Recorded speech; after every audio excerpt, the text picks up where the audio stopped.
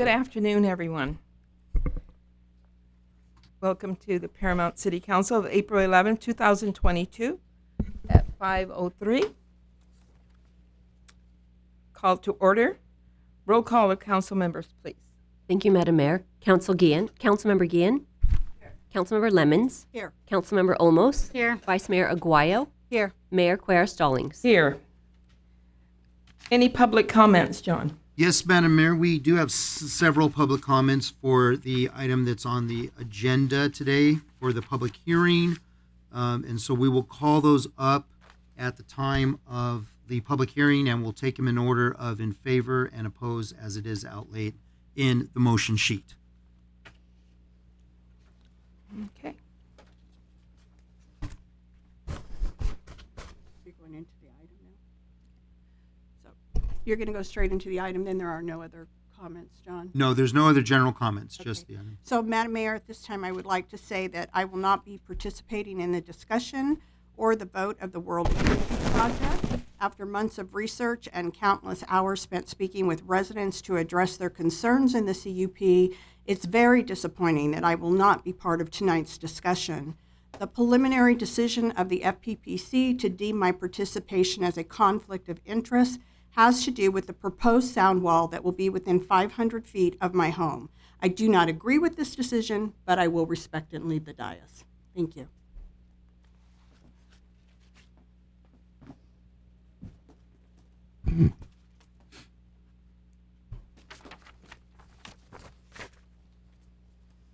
Go ahead and continue to new okay. business. Thank you, Madam Mayor. Today we have one item on the agenda. That's why this is a special meeting. We have two resolutions that are before you for approval, and it's in regards to Alt-Air Paramount LLC, otherwise known as World Energy.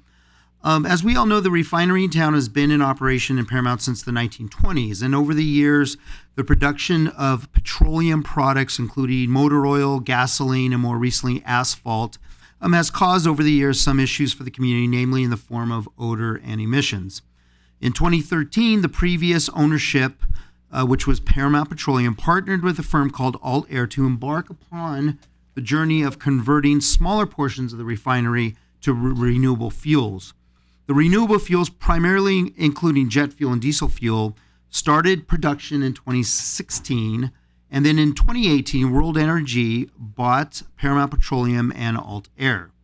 Now, World Energy is seeking to finish off the total conversion of the plant to renewable fuels. This is a very large project that has been studied at great length over the past 2 years by our team of consultants. The research ended with the production of an environmental impact report. To evaluate the project, the EIR used the standards that are set forth in CEQA, otherwise known as the California Environmental Quality Act. We held 2 community hearings and 2 planning commission meetings over the last 3 to 4 months to listen to resident concerns about this project. Several notices were sent out to residents about the EIR and about the meetings. Additionally, information was posted on our city website and social media channels. There are several benefits to this project, as you will see from the upcoming presentations. There are also some impacts as well. However, in regards to the impacts, the EIR and the conditional use permit have identified ways in which these impacts can be addressed as best as possible. Now, one of the biggest benefits is that if this project is approved, the property can never be used again for the refining of petroleum products again. So today we will have 4 presenters. The first will be the combination of our technical review of the environmental impact report by 2 representatives from the environmental consulting firm of MRS Consulting Firm, and that's Mr. Greg Chittick and Mr. Luis Perez. We will then be joined by phone from Sacramento by the executive officer of the California Air Resources Board, Mr. Richard Corey. Lastly, our planning director, Mr. John Carver, will review the conditions of the conditional use permit. So there are 2 resolutions included, as you can see, in the agenda for your review tonight. So again, we will begin. Once the presentations are done, then we'll go into the public hearing, and we have comments in favor and opposed to the project. So with that, I will first turn it over to Mr. Greg Chittick and Mr. Luis Perez, who will handle the EIR portion of the report. Thank you, Mr. Moreno. Madam Mayor, council members, good evening. My name is Luis Perez, and I'm the project manager for MRS Environmental. With me is Greg Chittick, who is the senior project engineer for the project. We were hired by the city to provide you the third-party independent judgment as required by CEQA that you can rely on. Our peer review of all the documentation that was provided by World Energy, and then the subsequent preparation of the environmental document that is before you tonight for certification and for consideration of the project. So,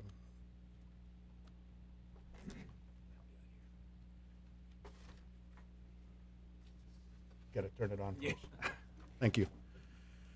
For the purpose of tonight's meeting, we would go through the process that we have gone through so far. We would talk a little bit about the details of the proposed project. We would talk about the purpose and approach of the subsequent environmental document. We will go through the contents, the issue areas that we have reviewed, the conclusions of the SEIR, and also the impacts and mitigation measures that were developed. And we would go a little bit through the schedule and the different levels of public participation that have occurred so far as part of this process. As far as the timeline, as Mr. Moreno alluded to, we started this process with an application that was submitted by World Energy in June of 2019 for both the amendment of the CUP 757 and for a zone variance. We prepared an initial study and a notice of preparation that were issued back in June of 2020, and a draft SEIR was prepared and released to the public on December 6, 2021. So certainly a couple of years of extensive review of a lot of documentation and a lot of technical documents, and the preparation of the document that was issued on December 6. We then received comment until February 3rd, 2022, and I may point out that at the request of various groups, that public comment period was extended. Originally, it was supposed to expire 15 days earlier, but it was extended by the city to allow for more comments to occur. Subsequent to that, there were responses to comments, and a final SEIR were published on February 23rd, 2022. There was a planning commission hearing to make a recommendation to the city council on the project on March 14th of this year. So as far as the proposed project, just covering a little bit of what was said earlier, the original project was for 3,500 barrels per day, utilizing non-edible vegetable oil and beef tallow and converting that into renewable fuels. This project would result in the completion of that conversion to up to 25,000 barrels per day of production.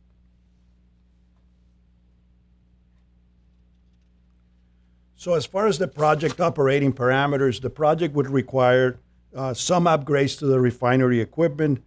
It would require the construction of a new hydrogen plant. There will be approximately 3 years of construction with an average of 300 trucks per day at a peak of 540 trucks. There would also be rail cars, 50 per day on 2 trains, and up to 624 trains per year. Also, 3 barges per month will be coming into the Port of LA to bring in some of the feedstock that will be used for the refinery to do their conversions. Most refinery products will be transported by truck. There is also provisions for a new natural gas pipeline to come into the refinery to be constructed. Now, I should also point out that analysis is based on peak operations. And so what we have as the result of the CEQA process is we look at peak operations for the analysis so that we can give you what the worst case scenario could be. The average and normal operations are likely to be less impacts than what we have in the environmental document. So I'm going to actually touch into the next slide first and then go back to this one. Just talking a little bit about the SEIR. It's an informational document for the public and for decision makers to use as part of making your decision. What we're trying to do is comply with CEQA and allowing for this document to provide full disclosure for all the members of the public and for decision makers to understand what the impacts are. The first part of the process is to understand what the baseline is. So we provide detailed information to you on the existing baseline at the project site, which in this particular case includes the operation of a fully permitted asphalt refinery and the project that was done earlier with renewable fuel projects. So one of the things that we wanted to show you in looking back at what we used for creating that baseline is we looked at what the historical crude oil processing levels were. And we ended up using 2011 as the representative year of everything that was operating at the facility, including the emissions, the noise, all the things that could have been happening. That constitutes part of our baseline. Now, as you can see from this graph shows you what the production was, what the processing levels were before 2011. And so one of the ways in which we were conservative was rather than using, say, for example, 2003 or 2007, which were much higher processing numbers and would have resulted in substantially lesser impacts for the project when you would do the comparison, we ended up using 2011 as a representative sample. So I'm hopeful that is clear. We threw this slide just very recently because we wanted to make sure that we gave you an explanation as to how this whole baseline works. So going back to this slide, once you have that baseline, then the subsequent EIR identifies and assesses the environmental impacts of what the proposed activities would cause. And it also provides mitigation measures to try to reduce those impacts as much as possible. We also look at, as part of the document, we identify alternatives and help select what the environmentally superior alternative is. So as part of the SEIR, we include a number of chapters. The first one is the executive summary, which has a synoptic version of what the whole EIR says. Now, it's obviously synoptic. We encourage people to, at minimum, read the executive summary. If you want details, obviously they are embedded within the different sections of the document. There are also impact summary tables. There's an introduction. There is a full project description that talks about all the parameters that are part of the project. We talk about cumulative project description, and the reason for that is that CEQA has a requirement that if there are other projects out there that may cumulatively affect different issue areas at the same time, both in the space and time that the project is having impacts on, those have to also be fully disclosed. So there is a section of the document that talks about those. And then we have the section that talks all the environmental analysis and the mitigation measures. Mm-hmm. We have an alternatives analysis section. And then we have, as required, mitigation monitoring program and a series of appendices that were put together with all the technical data that supports the documentation within the body of the document. So when we talk about issue areas, what are we looking at? Well, in this particular EIR, we identified a number of issue areas that, as part of the initial study and notice of preparation, we understood were likely to have or result in an impact to that particular issue area. So in this particular case, we looked at aesthetics and visual resources because there were some elements that were being introduced as part of the project that were going to have some height issues, and so aesthetics needed to be assessed. At the same time, we were looking at air quality impacts. Obviously, if there are emissions, we wanted to make sure that we address those. We looked at climate change and greenhouse gases. We looked at safety and risk of upset to try to determine what changes would there be with this project that would cause or could potentially cause more risk. We looked at hydrology, water quality, land use, Noise and vibration is obviously an important one. As you're making changes to a refinery, you're likely to have some noise impacts. And as you will see later in the presentation, we happen to have noise impacts on this project. Transportation and circulation with the number of trucks that you have is an obvious issue area that you want to look at. We also looked at tribal and cultural resources, public services and utilities, and environmental justice.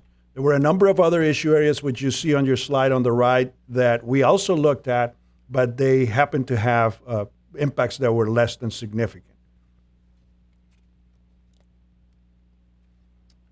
Now, throughout the SEIR, you will see a designation of impacts in each issue area, and those impacts are classified according to the requirements of CEQA.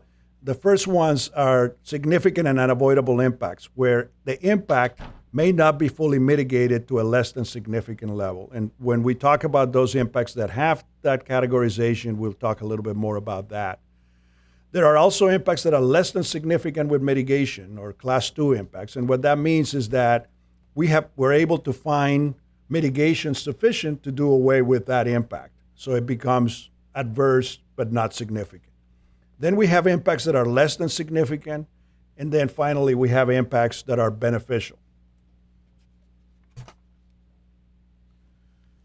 Now, the first part of this, when we're talking about significant and avoidable impacts that could not be fully mitigated, we found that there were impacts on air quality during construction, and those emissions could exceed the South Coast Air Quality Management District thresholds, both at the local and regional level.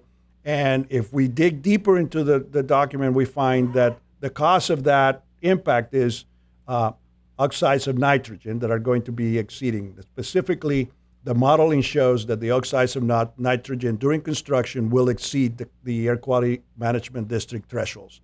Similarly, during operation, there could be emissions that could exceed those thresholds at the regional level only due to the increase of truck and rail transportation. We also have a significant and avoidable impact in safety and risk as a result of construction and introducing a natural gas pipeline through heavily populated areas.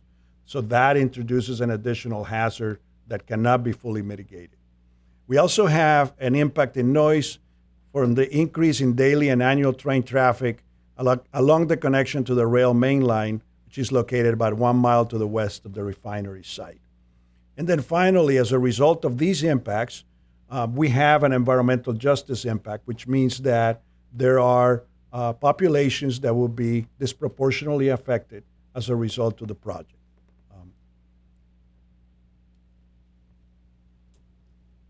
So once we find an impact, we obviously don't stop there. We try to mitigate that impact to the highest extent possible. And so for air quality, we have come up with a number of mitigation measures that then are transferred to proposed conditions of approval. The first one that we have is a construction management program. They require the utilization of Tier 4 equipment, which has it creates a reduction in emissions that you would have by virtue of using that Tier 4 equipment. It prohibits vehicles and construction equipment from idling longer than 5 minutes, and it requires the use of newer trucks. All of those things with the intent of reducing emissions impacts.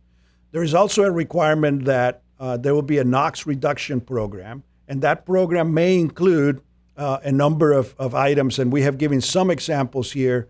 There could be an increase in the funding for efficiency of city-owned facilities to reduce those emissions from vehicles, funding for ride-hailing, ride-sharing, bike-sharing, those kinds of things that could have some effect in reducing impacts, funding for scrapping all vehicles, funding for vessel speed reduction programs, and this one, the last bullet is actually providing portable indoor air filters to nearby residents. That's actually a requirement and is specified within the conditions.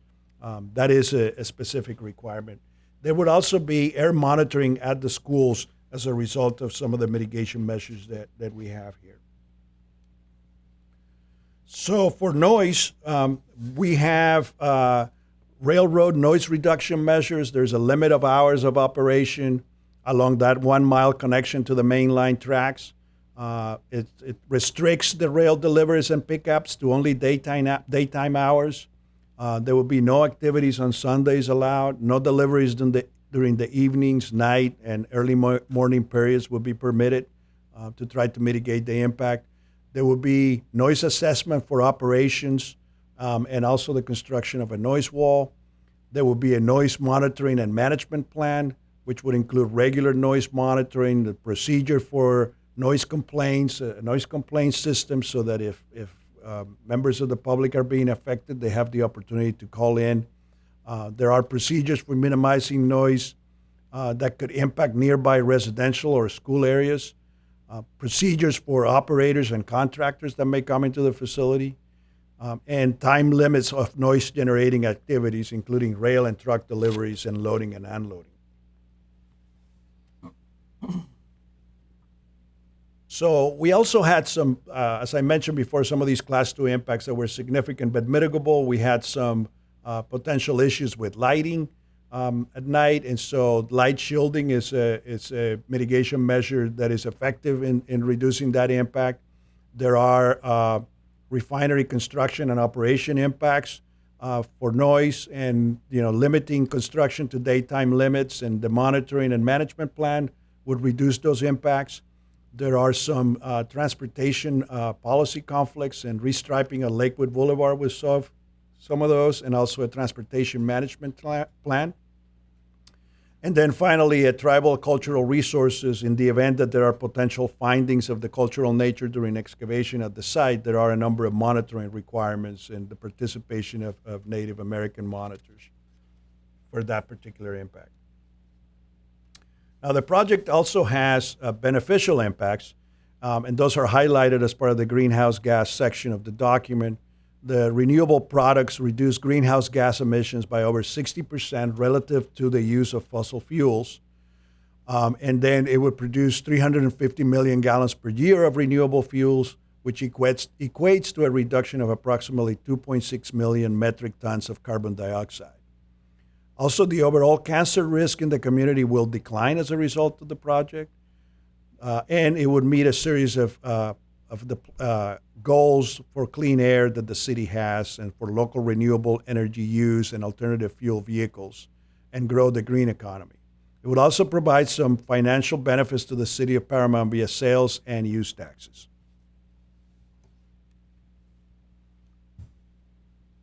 I think I just got ahead of myself.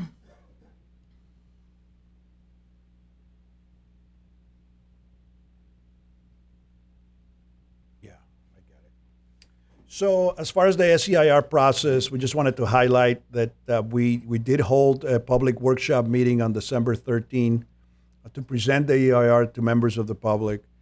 We also had a public comment meeting on January 5th, where people, that was provided so that people could provide comments to the EIR in the event that they did not want to provide those in writing. And then that comment period, as I mentioned earlier, ended February 3rd. Then subsequent to that, the Planning Commission and public hearings are part of this process that that this is part of tonight. So, as I said, the public and other agencies provided comments. We provided all responses to comments. The city conducted extensive coordination with the South Coast AQMD. We have actually months of conference calls and meetings so that they were able to review all the information that was being put together as far as the modeling parameters, the emissions that would come from the project, and so on. And we also talked with the city of Bellflower about concerns that they had with traffic issues. The South Coast AQMD, should be noted, did not comment on the draft SEIR, which is very unusual for a project of this magnitude, to not receive any comments from the Air Quality Management District. The city responded to all the comments and provided that as required in the final SEIR, and the final aspect of the SEIR process is your consideration as decision makers of both the SEIR and the conditional use permit. So once you're ready to do the certification of the final EIR, there's language within the resolution that includes all this information, but wanted to point out that once you do this, partly the certification is that you're saying that it has been completed in compliance with CEQA, the document has been completed, It was presented to the decision-making body, and decision-making body reviewed and considered the information contained in the final EIR prior to approving the project. The final EIR reflects the lead agency's independent judgment and analysis. Now, in order for the city to approve the project, you have to, because you have significant and unavoidable impacts, you have to have a statement of overriding consideration. So we have, within the resolution, there are far more extensive discussion of this, but we wanted to give you a little bit in the presentation. And basically, your statement of overriding consideration includes that substantial mitigation has been provided to further reduce the impacts. Impacts have been mitigated to the maximum extent feasible, and the analysis conducted is conservative to provide for the maximum level of scrutiny and disclosure. The project would use local labor and improve a locally depressed labor market. At the peak of construction, approximately 1,312 temporary construction jobs will be created by the project. The project would support production of clean renewable fuels, and it supports California energy independence, which is a consideration region-wide or statewide environmental benefit. So that concludes our presentation. We're available for questions. This last slide is basically pointing to the city council motion once you get to that. Great. Thank you very, very much, Mr. Luis Perez. Madam Mayor, now we'll move on to our next presenter, and we'll get him on the phone right at this moment. Are we calling him or is he calling in, Andrew? We are calling Mr. Corey. Okay. So again, as Andrew's dialing, it's the Executive Officer of the California Air Resources Board, Mr. Richard Corey.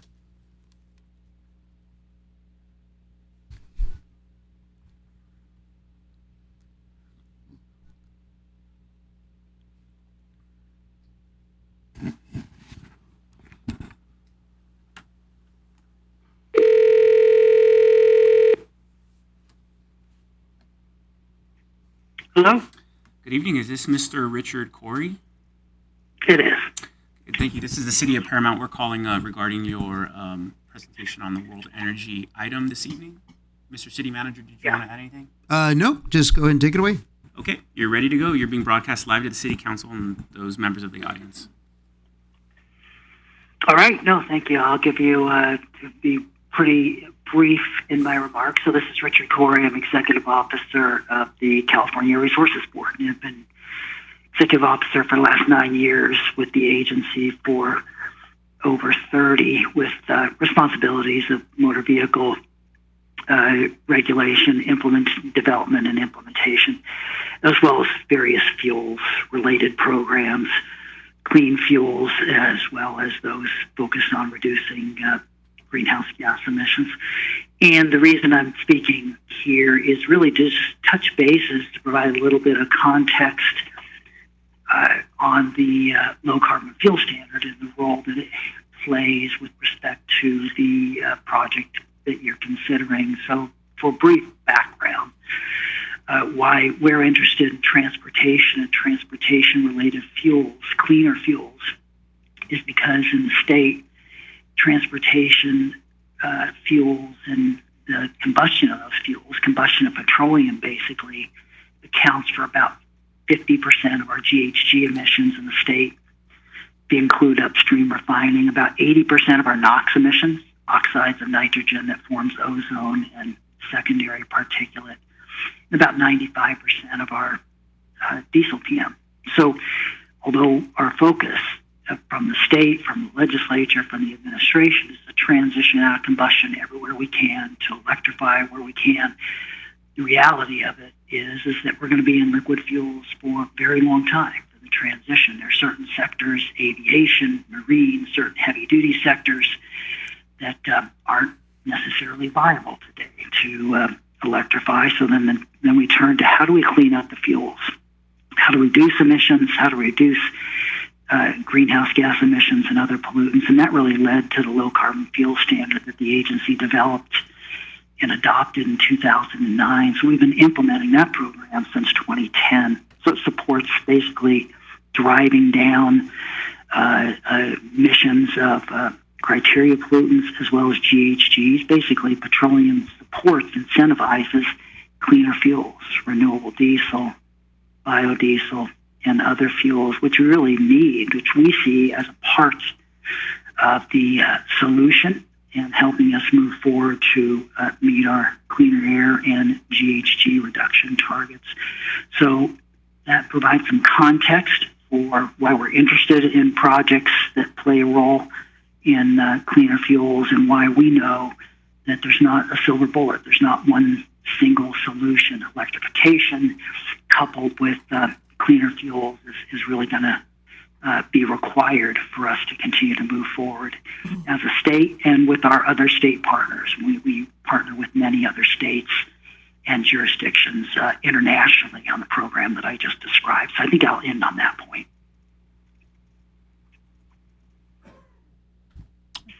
Oh, okay, I think that's it. And thank you for your call, Mr. Corey. You bet. Thank you. Okay, Madam Mayor, our last presenter is our planning director, Mr. John Carver, who once again will go over the conditional use permit, kind of highlight the different features of the permit that is before you tonight. Thank you, John.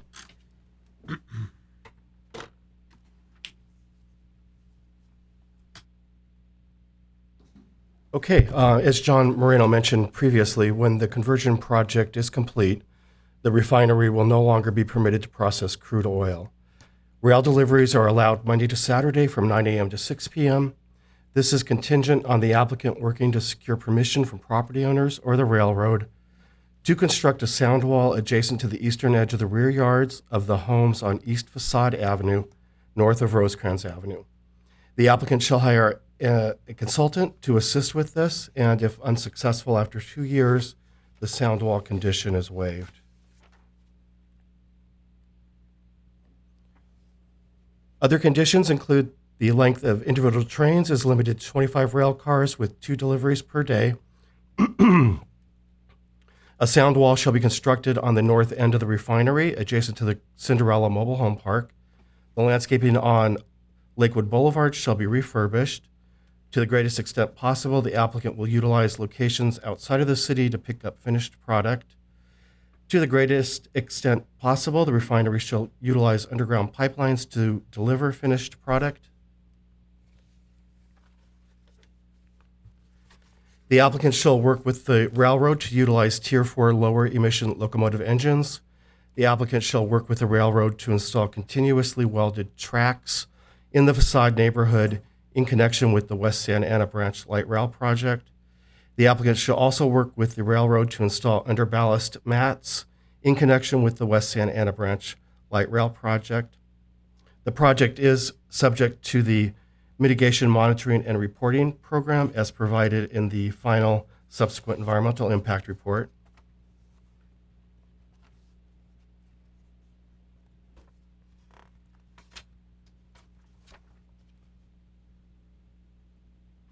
Construction on the subject property is permitted from 7 a.m. to 8 p.m., Monday through Saturday. The applicant shall enter into a community benefits agreement with the city that would last between 5 and 7 years and would have a cap of $1 million per year. Sales tax revenue would reduce this amount depending upon the level of sales tax. The refinery shall operate a maximum of 300 truck trips per day over a 60-day average.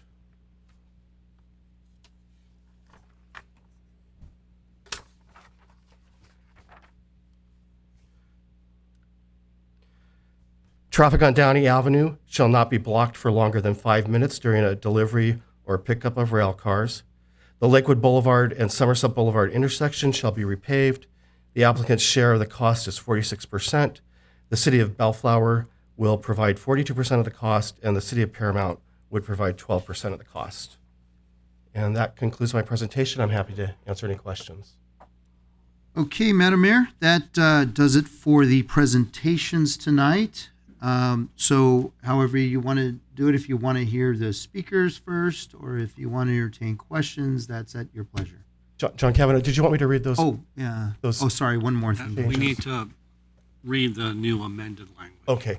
So I have 2 amended conditions. There, not a, one amended condition and one finding in the resolution, which they were provided for you on the dais. So I'll just read this. The first one is, I'm sorry, John, Madam Mayor, can you give us a page number so we can oh, follow sure, you? please? page number 3. Great, okay.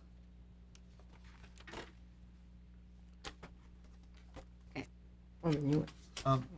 Are you looking at the one that was placed on your chair? Okay. Yeah. Okay, so the City of Paramount City Council has considered significant impacts remaining after application of all feasible mitigation measures and has reviewed the alternatives identified in the final SEIR, including the appendices and responses to comments. In adopting these findings on alternatives for the project, the city considers only those significant environmental impacts that cannot be avoided or substantially lessened through implementation of mitigation measures. The SEIR concluded that the proposed project will result in unavoidable significant impacts as described in Section 5 below. Accordingly, the city has considered the 3 alternatives to the proposed project analyzed in the SEIR. 1, the no project alternative. 2, the relocated gas line pipeline alternative. And 3, the pipeline transportation of refinery products alternative. Detailed information and analysis concerning these alternatives are set forth in the final SEIR in Section 5.3.2, Chapter 5. The city finds these alternatives are not feasible. While some of the project's potentially significant impacts are reduced under the alternatives, none of the alternatives eliminate the project's potentially significant impacts as shown in the final SEIR Table 5.2. Additionally, none of those alternatives meet all of the project objectives and thus would not provide the city and the region with all the benefits described below in the statement of overriding considerations in Section 7. And then the amended condition is on page 16. It's condition number 22.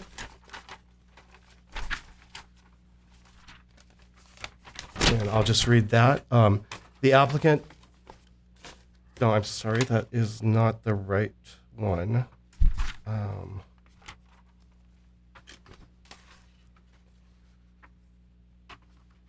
Okay, it starts on, I'm sorry, page 15, number 13.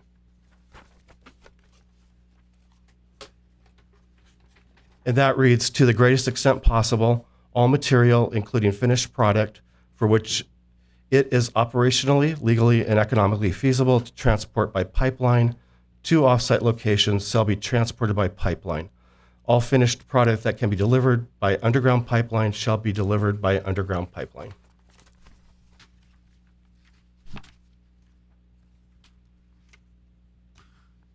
Okay, Madam Mayor. So once again, if you would like to open the public hearing, we can then go over the different speaker cards. We have them in order of in favor and in order of opposed. And then if it's your pleasure, then at that point, the council can ask questions. So is that Yes, how you sir. want to proceed? Yes, we will open the public hearing, sir. Okay, great. As I mentioned, Madam Mayor, we have several speakers cards tonight. We have both in person, we have telephone, and then we have one written. We will start off with the in-person ones, and as is posted in the agenda, we will hear the ones in favor. So the first one is actually from the applicant tonight, Mr. Leor Alpern. And Mr. Alpern is actually asking to speak to have some additional time than what is currently allowed, and that's again allowed at the discretion of the mayor. So the applicant, World Energy, is asking for 6 minutes instead of the allotted 3. Yes, you will be permitted, sir. Lear, can you hit the button? Can you hear me? Yep. Okay. Thank you very much. Good evening, Madam Mayor, Vice Mayor, council members, city staff, ladies and gentlemen. I'm Leor Alpern, Senior Director of Government Relations and Public Affairs for World Energy. It's my privilege to address you this evening. First and foremost, Madam Mayor and Madam Vice Mayor, congratulations on being selected by your colleagues to lead this city for the next year. We look forward to continuing to work together with each of you on the many initiatives for the benefit of the Paramount community. Today is a key moment and cannot be underscored in terms of the history of the city of Paramount. Upon your approval, we will embark together on the next exciting chapter for the city towards a cleaner and more sustainable future. In essence, we will take a significant step forward consistent with the spirit of the motto on the wall right behind you to ensure that Paramount is a safe, healthy, and attractive city. You've just heard from the city's technical consultant who've conducted a comprehensive analysis of the environmental impacts of our project and a lengthy, detailed report. And we've talked a lot about conditions and mitigations, but I want to take a step back and talk about the big picture here, and I appreciate the opportunity to highlight some of the benefits. First and foremost, who is World Energy? World Energy is a company that exists every day to rid the world of fossil fuels in order to reduce carbon emissions and the criteria pollutants that produce air pollution linked to severe health issues. In a nutshell, we utilize 100% renewable inputs in the forms of fats, oils, and greases to produce drop-in fuels such as renewable diesel and sustainable aviation fuel that displace fossil fuels and achieve significant emission reductions. Our clean energy products help urban communities such as Paramount, where residents are exposed to disproportionate higher levels of air pollution. So the bottom line is that the products that we produce in Paramount help the residents of Paramount. And as we do this, we prioritize safety, hiring locally, and supporting the community. You know, one thing that's noteworthy, and I know the city manager touched on this at the beginning, is that the facility has been in its current location for nearly 100 years. It's actually the community that has developed over many decades around the facility. And we've worked hard to be good neighbors, especially for the schools located nearby. In fact, many of the people that I've met have indicated that over the last few years since we've transitioned to renewables, many don't even notice our impacts. In fact, some people think we've been shut down. And you know, that's actually excellent feedback because it's a sign that the implementation of best practices is working to minimize the impacts on our neighbors. A lot of talk about the environment here this evening, and the production process is significantly cleaner and less impacts compared to the petroleum and asphalt refinery operations of the past. The city manager and the director of planning both commented that the vote you take this evening will end the production of fossil fuels at this facility. That is historic.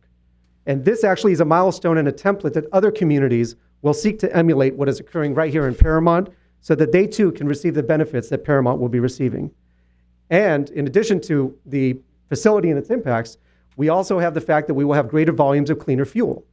And again, that directly helps Paramount and the surrounding communities because we can immediately provide these greater volumes of cleaner fuels in the local community, displacing conventional diesel.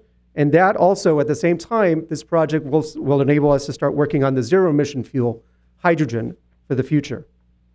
In terms of health, and I've mentioned a couple of times about health, but specifically, there was a bullet that hopefully didn't pass by too quickly on the benefits slide in terms of cancer risk declining in the community. So many of us have family and friends who have suffered from cancer. In my own family, both my parents have been stricken with cancer. So this is very personal for me, and it's personal for so many of us. And no less than the American Cancer Society and its volunteers here in the community have come and spoken about the fact that this is important for the health of the Paramount community. A lot of talk about the environment, but there's also significant economic impacts. An economic analysis by the Los Angeles County Economic Development Corporation identified significant positive incomes for the city of Paramount economy and the local community, both in terms of business sales tax revenues and the property taxes collected by the city. We will increase the number of full-time jobs and contractors at the facility with salaries that are above the median for the area, offering high-paying green jobs and a focus on local hire. And we have a project labor agreement to enable hiring union labor for the construction of the project. And there was another bullet on the benefits document, which unfortunately we all know too well about how important it is for our nation to be energy independent. So much of our energy dependence when it comes to other countries and the types of regimes that we see, bottom line, look at what's happening with Ukraine and Russia. And yes, that directly relates to what we're talking about here today, and it was cited by the consultant. This country needs to be energy independent, but it needs to be based on clean energy and renewable fuels, just like what we're talking about here in this project in Paramount. So to summarize, today is a key moment in the history of Paramount. We really appreciate this opportunity to provide an overview of who we are and the many aspects of this project. We sincerely appreciate the tremendous support we have received from the community, many of whom showed up to Planning Commission meetings and again this evening.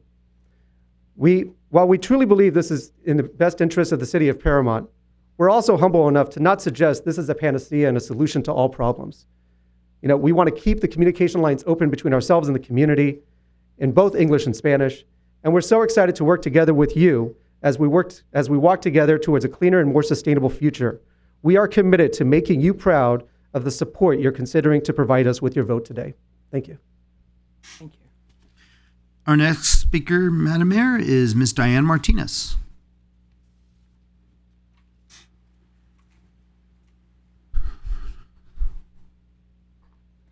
Good evening, Madam Mayor, Vice Mayor, and council members. My name is Diane Martinez. I am the former mayor of our beautiful city, and I presently serve as Vice President of the Paramount Unified School District Board of Trustees. I am in favor of alt-air renewable fuels conversion project. This conversion will provide the Paramount community and the surrounding region with cleaner air and lower green gas emissions. There are many benefits to the community. The community would benefit from an increase of high-paying green jobs and a focus on local hiring. A future innovation center to highlight energy innovations in collaboration with local schools and the Paramount community. I commend the city for conducting a very thorough environment review under SECA to analyze the benefits and potential impacts of the project. It's exciting to have a clean energy facility featuring the world's first commercial production facility of sustainable aviation fuel right here in the city of Paramount. Therefore, I stand before you in favor of this project. Thank you. Thank you.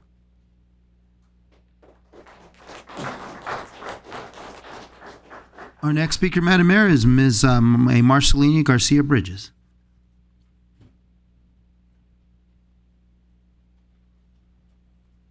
Good evening, Madam Mayor, Vice Mayor, council members. My name is Marcelina Garcia Bridges, and I'm here tonight in support of alt-air's conversion to renewable fuels. As a lifelong fourth-generation resident and volunteer with the American Cancer Society and the City of Paramount's Relay for Life, I have been witness to 9+ years of this city's residents fighting in this very room for cleaner air solutions. We have pushed for better solutions for air quality within our city limits and beyond. I have seen the challenges that the city has faced when it comes to reducing our own carbon footprint on this beautiful planet. You all, I'm sure, are very well versed on the benefits of this project long into the future, so I will not go into detail on the reduction of diesel exhaust, lower sulfite oxides, nitrogen oxides, carbon monoxide, and particulate matter. Instead, I want to praise the benefits that this project will result in, including new jobs for our residents after 2 years of some of the worst unemployment our country has seen, and the overall quality of life that my children, your children, and I'm sure your grandchildren will see both in Paramount and the surrounding cities. Not to mention the decreased cancer risk as a direct result of this project. As a caregiver to 3 family members who have battled and beat cancer, my mother, my brother, and my sister, this project and its benefits make an impact on so many lives. I hope you consider my statement in your decision making this evening. Thank you. Thank you. Our next speaker, Madam Mayor, is Mr. Chris Hannon. Mr. Hannon.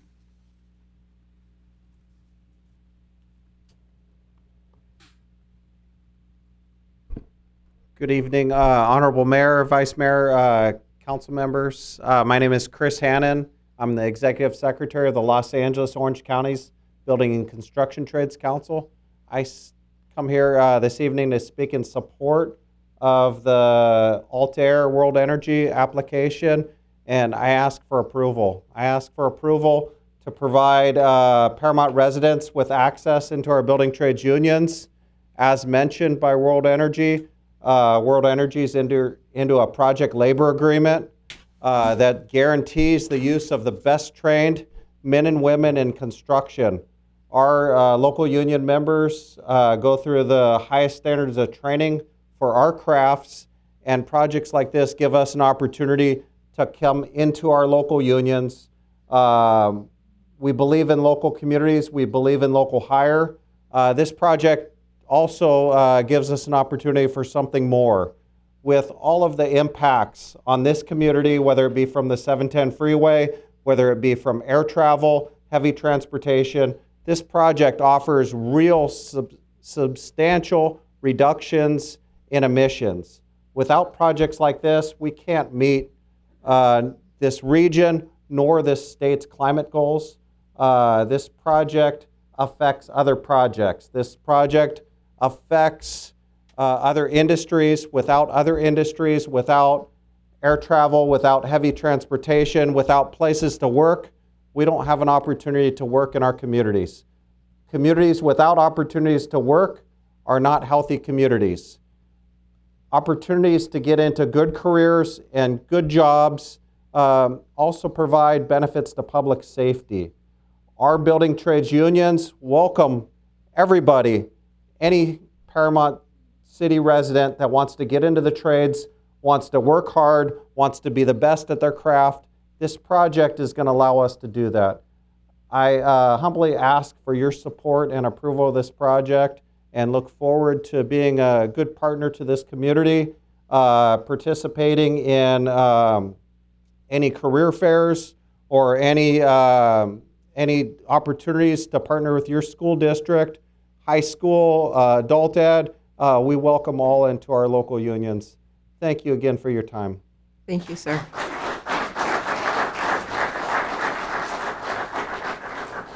Our next speaker, Madam Mayor, is, I hope I don't mispronounce your name too badly, your last name, Tommy Favre? Sorry, Tommy. Sorry about that.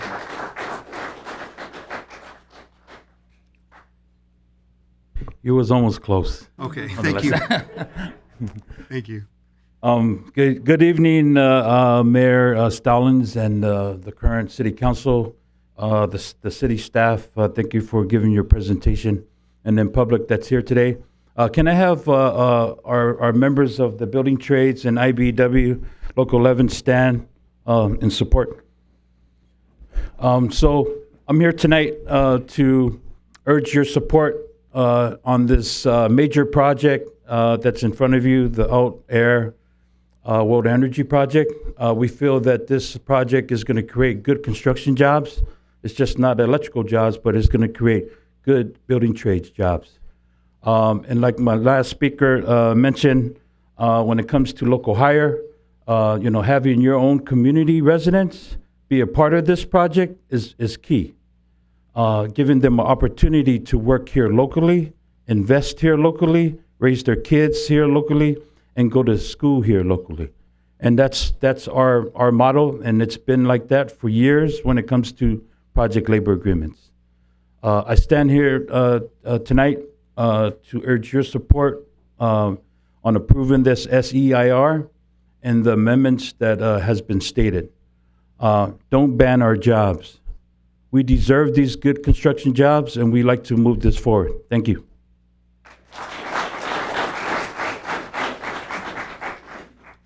Next speaker, Madam Mayor, is Ms. Anna Bartolese.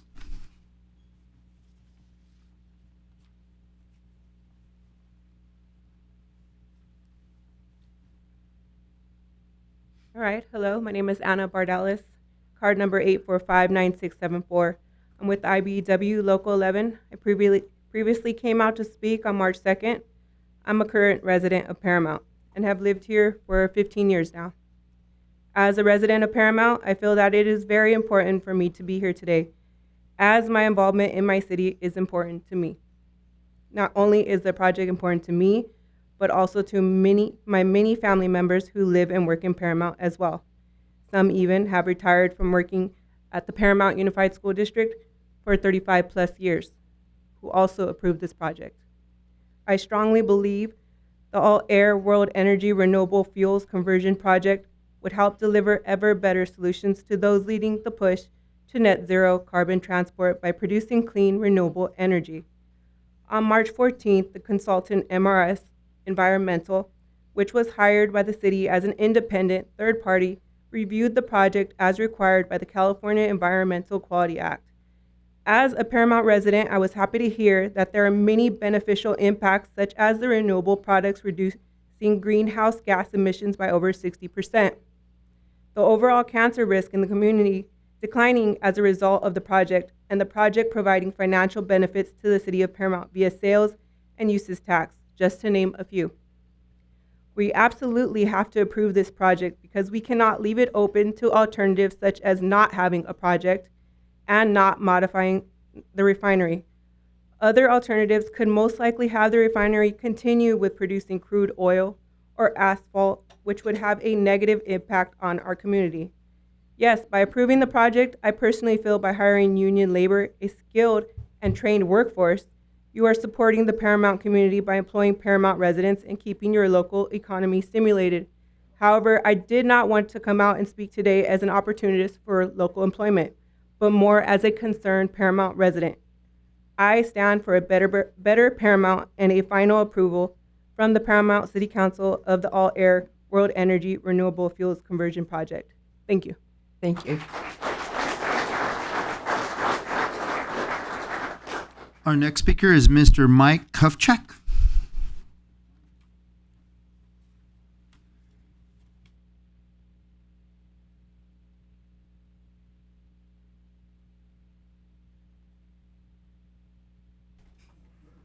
Good evening, Madam Mayor, Vice Mayor, distinguished board members.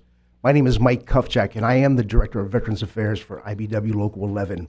And I also conduct a lot of veteran outreach throughout the Los Angeles County, to include Paramount as well, too. I'm actually speaking in support of the amended conditional use permit for the World Energy Renewable Fuels Conversion Project, as it has a great propensity, to uplift not only our community, but your veteran population as well. My direct interest is regarding the economical development of jobs this would create for veterans of this community. We heard in the overriding statement of concerns how it spoke to local hire. Well, veterans are actually a part of that local hire as well, too, as you well know. Currently, Paramount is home to some roughly 1,000 veterans.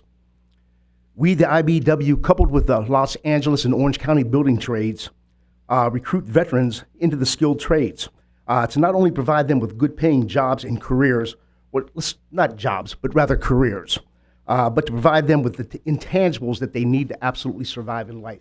We're talking health, medical, dental, vision, prescription medications that they need to actually survive in life. Moreover, more importantly, that earned income that they would be making from this community here is being spent in this community as well too, which will obviously benefit the community.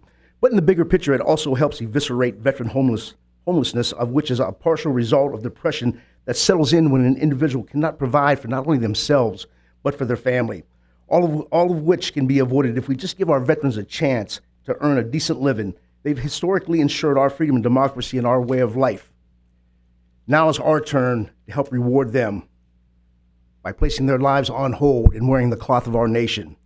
By approval of this refinery project being converted into a renewable energy production site that will lower emissions to our community, benefits all of us. Thank you very much. Thank you, sir.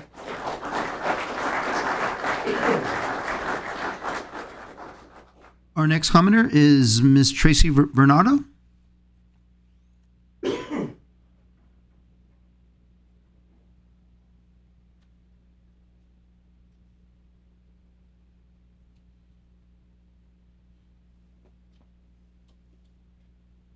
Hi, Tracy Bernardo. I've been with the Local 11 for about 5 years now, and we want this because it's important that we have people from our own community on things like this, projects like this. It's just something that we do to give back, and something we feel proud of doing ourselves. And we have the training and the skills to do it, and as well as women too. It's important that we get more women in the field to do it too as well. Women like myself and just any women, well, men too, of course. But I just think that it would be a good thing for us that we can do to just be able to support each other and reach out to each other, and it would be beneficial. To have skilled laborers out there and just getting the job done. Thank you. Thank you. Thank you.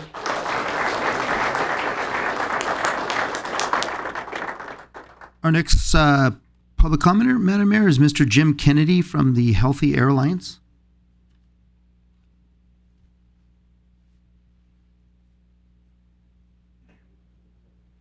Good evening, council members. Tonight you have a lot of important issues to consider, and I'd like to add a few additional thoughts to the comments that have already been made. My name is Jim Kennedy. I'm the Executive Director of the Healthy Air Alliance, and we support the Alt Air Fuel Conversion Project. The Healthy Air Alliance believes every person has the right to breathe clean air. We are committed to stopping another generation from being exposed to dangerous toxins. And as the transportation sector is the largest source of emissions in California, displacing fossil fuels is paramount to our mission. So I'd like to echo all the comments made by the CARB Executive Officer, Richard Corey, tonight about why that's important with alternative fuels, because projects such as Alt Air harness alternative fuels that are vital to delivering equitable and effective air quality gains. And any path towards clean energy rooted in science must include cleaner fuel choices that immediately lower harmful emissions, improve health in our most vulnerable communities, and make cleaner and more affordable transportation solutions affordable to everyone. Most of the alternative fuels we rely on, the technology has not been fully commercialized yet. In contrast, the Alt Air project uses readily available technology to minimize tailpipe emissions now. As the state begins to phase out sale of fossil fuels for cars and trucks, we know that many low and middle income drivers will not have easy access to the latest and greatest vehicles. Many will continue driving vehicles already on the roads. And that runs the risk of deepening the divide among the two Californians and does not serve the interests of the people in Paramount. When it comes to carbon neutrality, we have good data on the path forward in terms of the demand supply for fossil fuels. Recent Cal EPA studies have been published by UC Institute of Transportation and UC Santa Barbara. These academics use real-world data to crunch the numbers and found that accelerating zero-emission solutions isn't enough, just as the CARB Executive Officer Richard Corey mentioned tonight. Regulators cannot ignore that air pollution that remains after pushing as hard as we can for lower emission vehicles. So how do we deal with this delta? Well, we deal with it with the excess demand that will be left over, and we target the need for additional liquid fuels that displace fossil fuels, as Lior Alperin from World Energy mentioned, is the purpose of this project. So tonight, council members, I want to just sum up by saying that you have the opportunity to act locally to help address the staggering negative health impacts of diesel particulate matter, a scourge that contributes to Paramount having some of the worst air quality in the nation. And the Healthy Air Alliance urges you to support this effort to improve the health of our air as quickly as possible. Thank you so much for your consideration. Thank you, sir.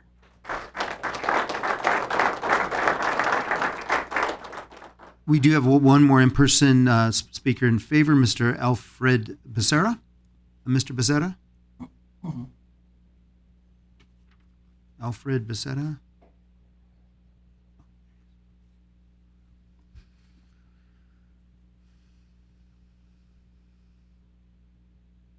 Good afternoon to all of our excellent council. My name is Fred Becerra. I've lived here in the city for over 40 years, and I want to speak in support of the Alt Air conversion project.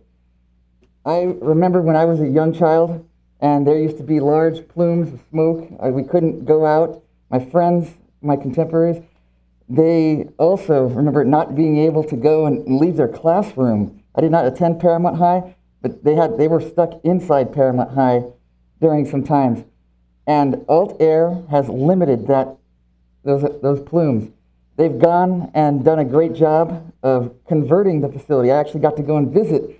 It was an incredible time going and getting to meet and see their facility. As a biochem graduate of Long Beach State, I saw that they're doing everything they can to go and minimize the amount of harmful pollutants to the community.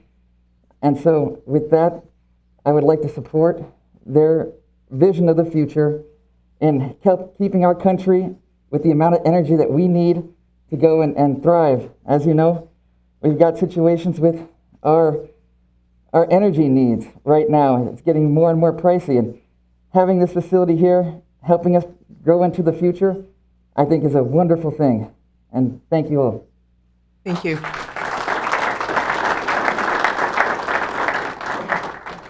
Okay, Madam Mayor, sticking with the public comments that are in favor, we will now switch over to the telephone ones who are in favor, and I'll turn it over to Andrew Villalpando, our Assistant City Manager. Thank you, Mr. City Manager. The first public commenter in favor is on the phone is Alicia Valadez. 1 second, please.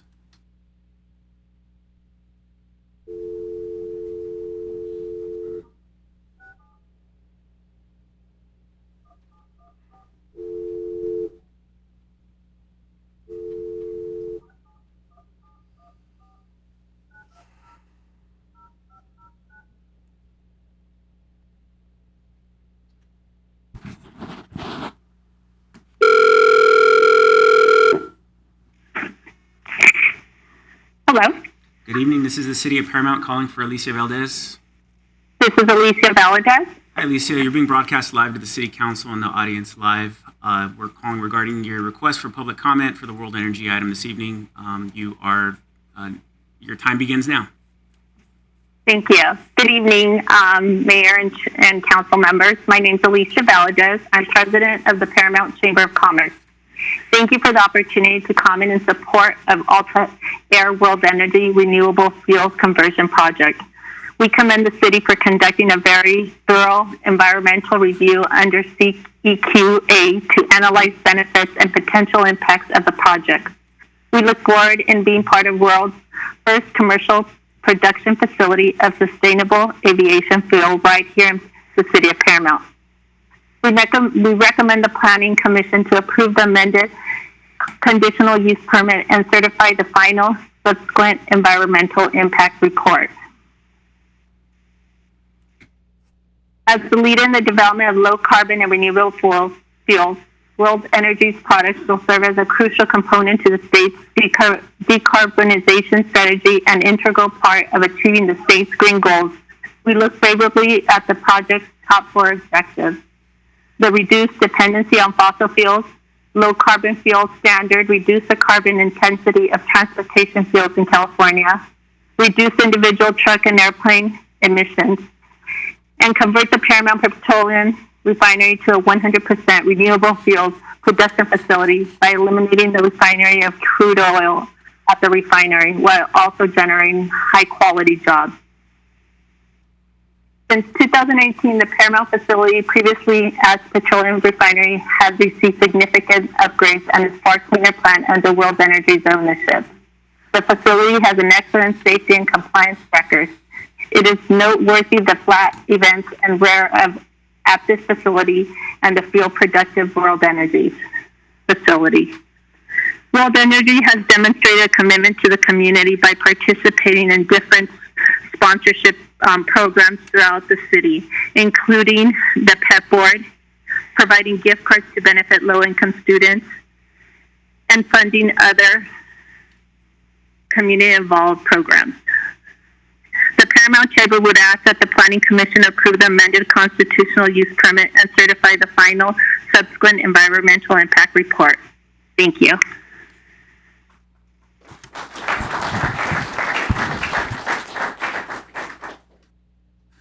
Okay, the next speaker in favor is Eli Littman of Move LA. 1 second while I get him online.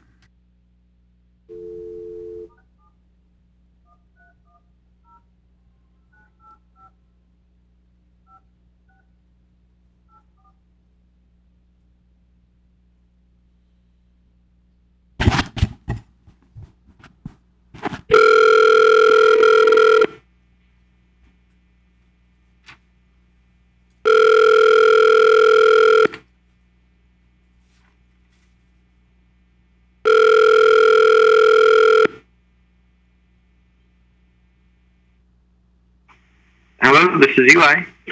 Good evening, Eli. This is the City of Paramount calling a request to speak to the City Council and the attendant audience regarding the World Energy item.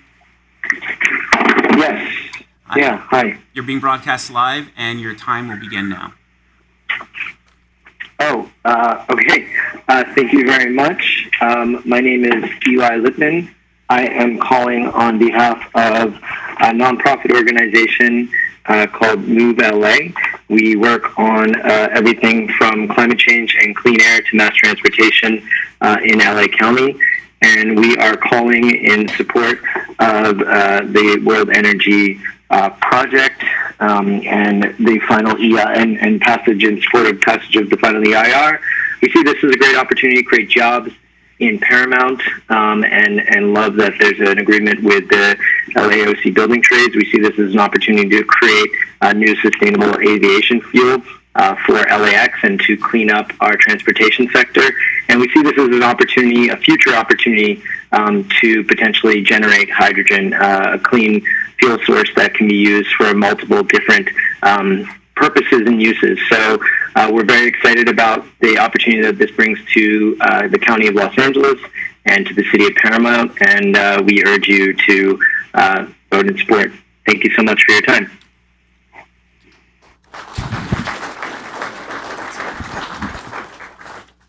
Okay, Madam Mayor, now we will move over to the public speakers who are opposed to it. We'll, again, as we did with those that are in favor, we will start with the ones who are present in our audience tonight. Yes. So our first one is Ms. Sandra Decay.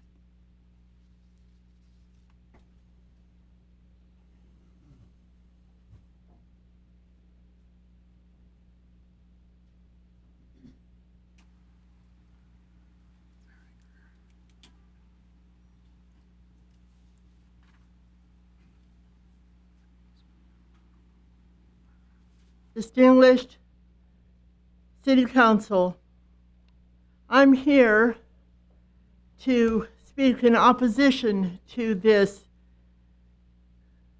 Altair project.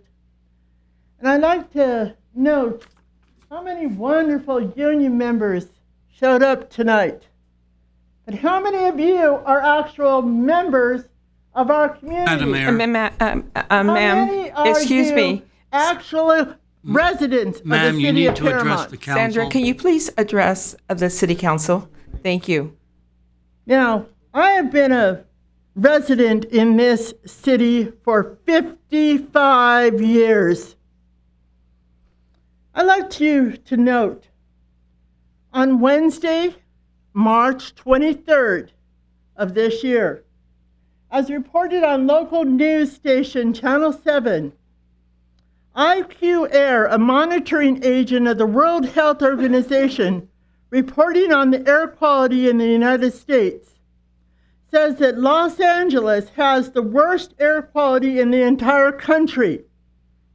Moreover, it pointed out 10 cities in the county of Los Angeles were the worst air quality overall. The city of Paramount was in the top 10. In fact, it was number 3. It had a total MP 2.5 of 16.5 parts per million on a daily average. That score of particulates or particulate matter of tiny particles, 2.5 microns in size, the highest 2.5 PM, 2.5 recommended average is 5, with it should not exceed 10 as a maximum. Yet, here in the city of Paramount, we average 16.5 parts per million as a daily average. Now Paramount wants to increase our pollution output by allowing the expansion of Altair, the World Energy, whatever you're calling yourselves now, because every time you have violations exceeding a certain amount, you guys change your names. But this is just wrong. It's wrong that we should be subjected to this type of pollution on a daily basis. Thank you. Our next speaker. I'm sorry. Can I see? Madam Mayor? Can you guys hear me? Madam Mayor? Yes.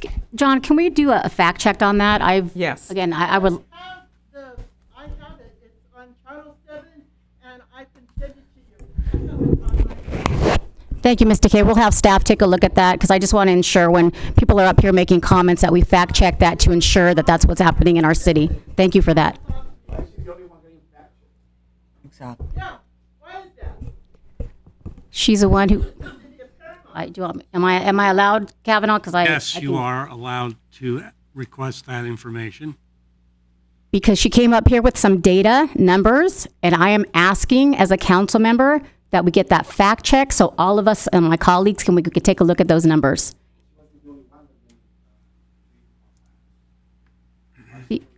Excuse me, Madam Mayor, this is public comment. We need to. That's right. Do you have a card? Council member almost has asked for that.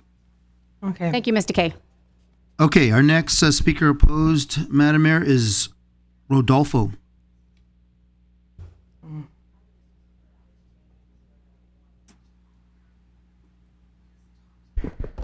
Okay, good evening.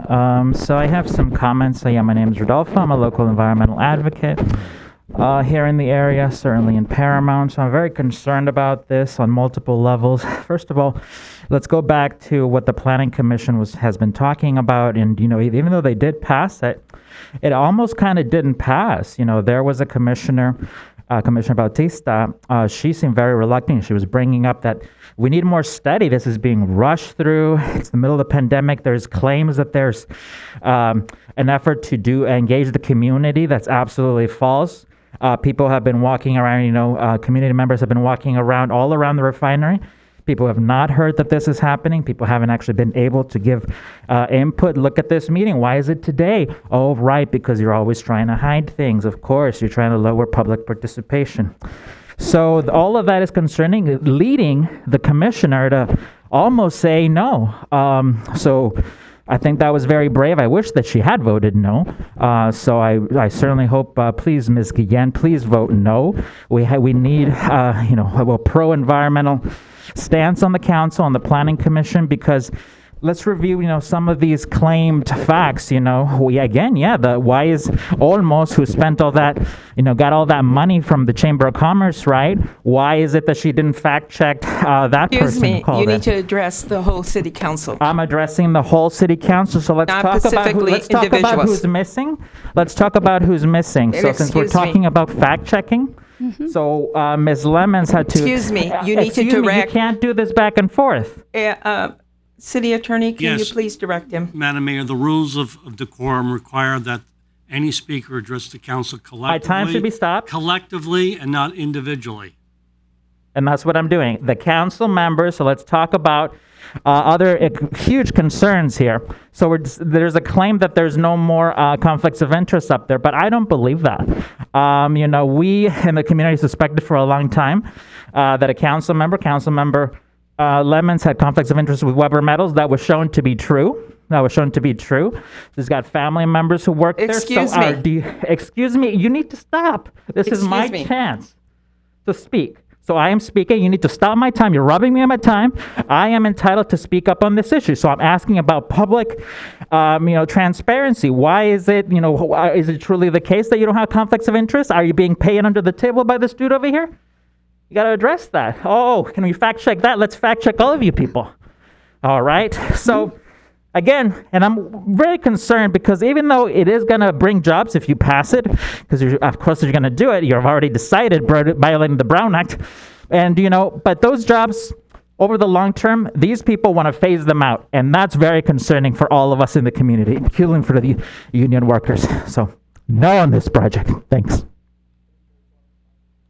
Madam Mayor. Our last speaker. I just want to say one thing again, not about fact checking, but to anybody that knows in the community, when you work for the Chamber of Commerce, it's all volunteered hours. There's no paychecks. So I just wanted to get that on the record.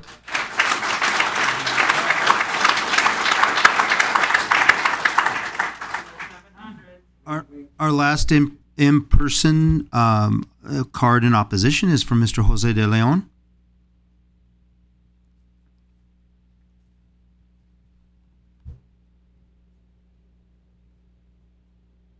Hello, good evening to everyone.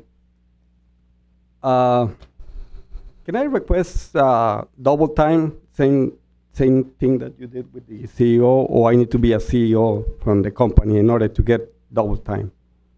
No, you 6 can have minutes. it 6 minutes, sir. Okay, thank you.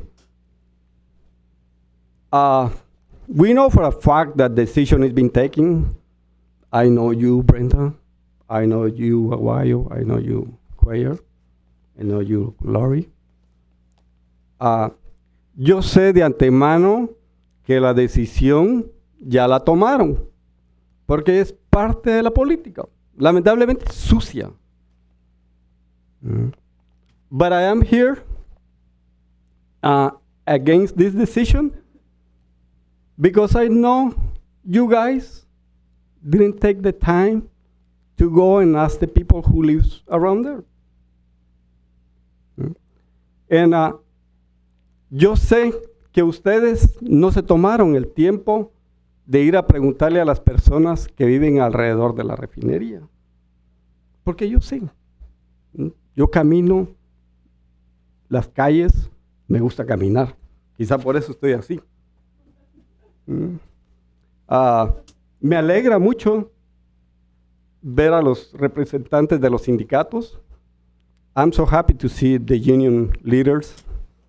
I hope they combine the environment with jobs.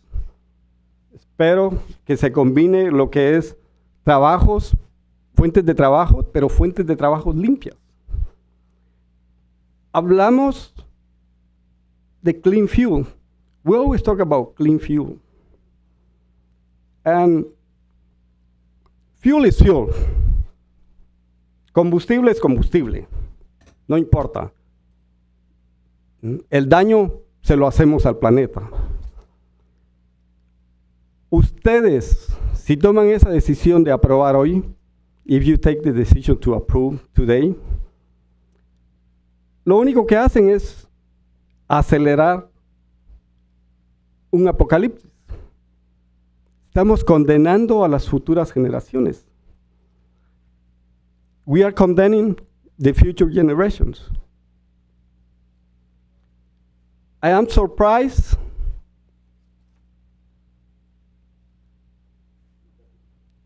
He's a translator.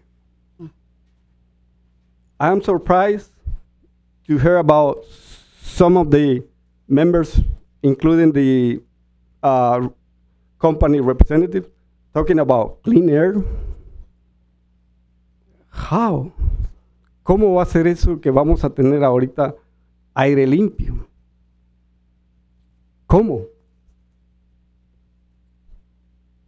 Tenemos un problema grande. We have a big problem here with chromium. We haven't solved the problem. We still, those companies, they still working. They still grinding. Tenemos un problema grande con el cromo 6, un contaminante cancerífero. Que ya mucha gente, incluso aquí algunos miembros han dicho sus relativos han padecido de cáncer. Yo sé que yo soy candidato por cáncer. I know like more people is gonna get cancer too. On top of the chromium 6, we're gonna let you guys authorize the expansion encima del cromo 6. Ustedes planean autorizar la expansión de esta compañía. Why do we have refineries next to a river, next to a lake? Why do we have nuclear plants next to an ocean or next to a river? ¿Por qué tenemos las plantas nucleares a la orilla del río, a la orilla del mar? Por un propósito. Implican un peligro. ¿Por qué nosotros tenemos esta refinería aquí? Yo les pregunto a ustedes, ¿por qué la tenemos? Está bien, si quieren ampliar, quieren ellos trabajar ecofuel, let's move out of the city. There is a school next to the refinery. Someone already spoke. I don't know, 20 years ago. Alguien dijo que 20 años, no sé, 20, 30 años atrás, ellos en los salones de clases se tenían que tapar la nariz. Imagínense. La refinería no deja de ser contaminante, independientemente de lo que vayan a hacer. Para terminar, just to finish, adding 300 trucks every day, sumar 300 trucks al día mínimo. Pónganse a pensar el impacto que va a causar a las personas que viven alrededor. A mí me gustaría que pospusieran la aprobación de esta ley y consultemos a la comunidad, así como la usamos cuando nos eligen. Thank you for your time, sir. Thank you. John, can you please give us an update report at our next city council meeting regarding the schools at Paramount High School, Wirt School, Lincoln School? Sure. Where are you, Madam Mayor, just for clarification, are you referring to the air quality emissions Yes, from please. the... Oh, yes. Okay. Go ahead. Good afternoon, members of council. Madam Mayor, would you like me to state what he said? A lot of it was said both in Spanish and English, with a couple of sentences not, or is his time up? No, you may, please, because there was quite a few. I will start from the very beginning, and I will go ahead and say many of the things that he did not mention in English. So from the very beginning, he said, I already know beforehand you've already made this decision. It's all politics. It's dirty politics. I know that you don't have the time, that people didn't get that time. You say that you went around asking people in the neighborhood about this refinery, but you didn't. I know there's people here walking around in the refinery that didn't even know what was going on. I know. I walk. I love to walk. I love to walk in the streets. I like to walk. Maybe this is why I look the way I do.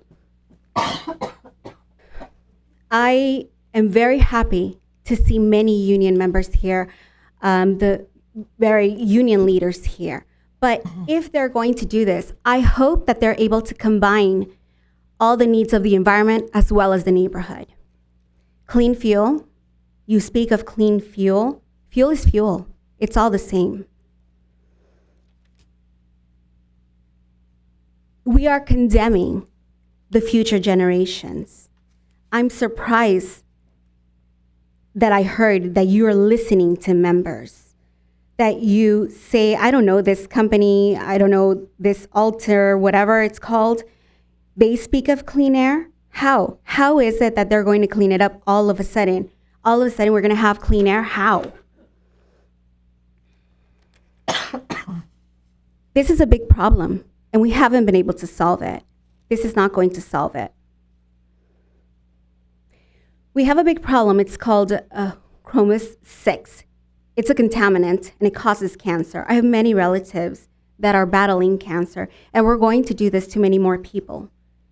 So on top of this chromis-6, you're going to say yes, and you plan on authorizing an expansion for this company? Somebody was up here just a moment ago talking about how 20 years ago they had to cover their nose at school and they couldn't come out. The refinery has contaminated, so no matter what we do, the refinery will continue to contaminate. Consider the impact on the surrounding neighbors. And I ask that you postpone this and allow the neighbors to really vote, just like we voted for you guys. Please allow us to vote for this. Please postpone it. Thank you. Okay, Madam Mayor, that was the only, those were the opposition public comments in person. Now we will switch over to the opposition public comments by phone, and Mr. Villalpando will handle those. Thank you, Mr. City Manager, Madam Mayor, members of the City Council. We have 4 comment cards submitted for telephone public comment in opposition. Bear with me while I get the first caller on the line, which is Stephanie Farragher.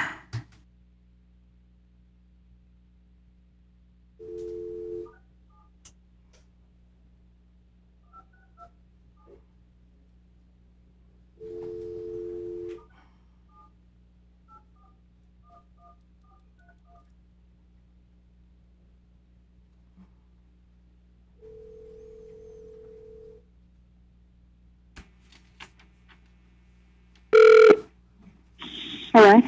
Good evening. This is the City of Paramount calling for Stephanie Farragher. Hi, good evening. Hi, we're calling regarding your request for public comment for the World Energy item on this evening's City Council agenda. You're being broadcast live to the City Council and the audience, and your 3-minute time will begin now. Hello, everybody. I just wanted to comment about the refinery that's going to be expanded. I am a homeowner, and I live on Downey Avenue and 2nd, which is going to be across the street.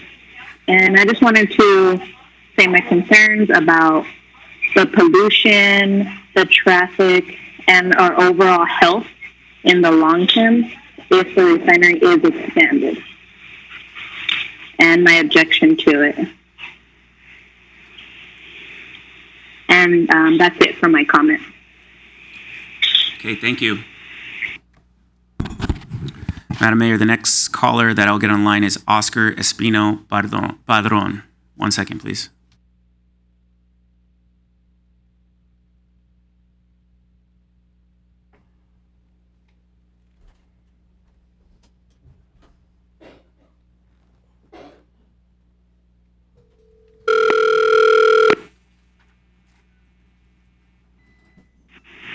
Good evening, this is Oscar.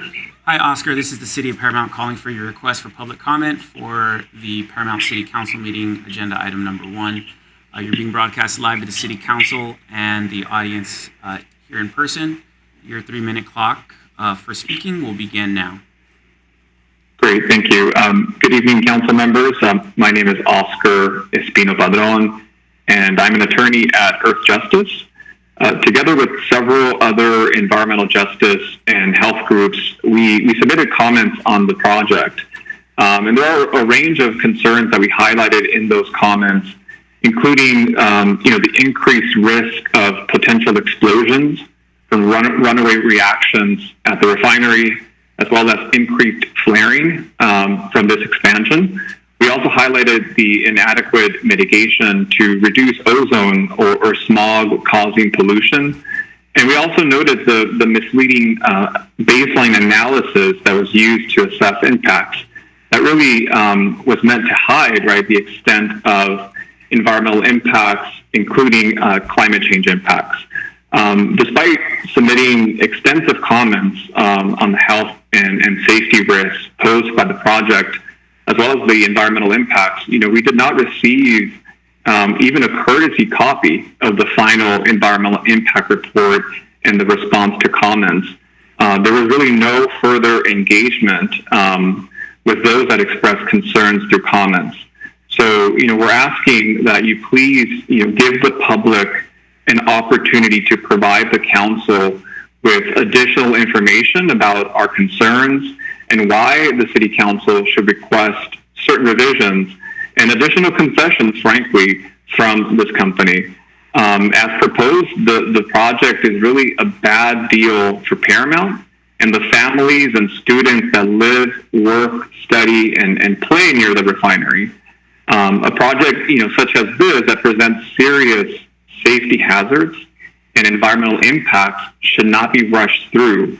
We ask you to please, take a pause and continue this hearing for at least 3 months to provide for additional time for residents to review what is a very, very highly technical document and allow them to engage the council on their concerns.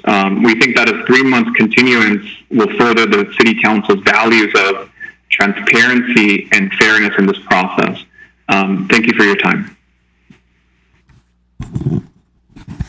Okay, Mayor, the next public commenter is Shayna Email. 1 second, please.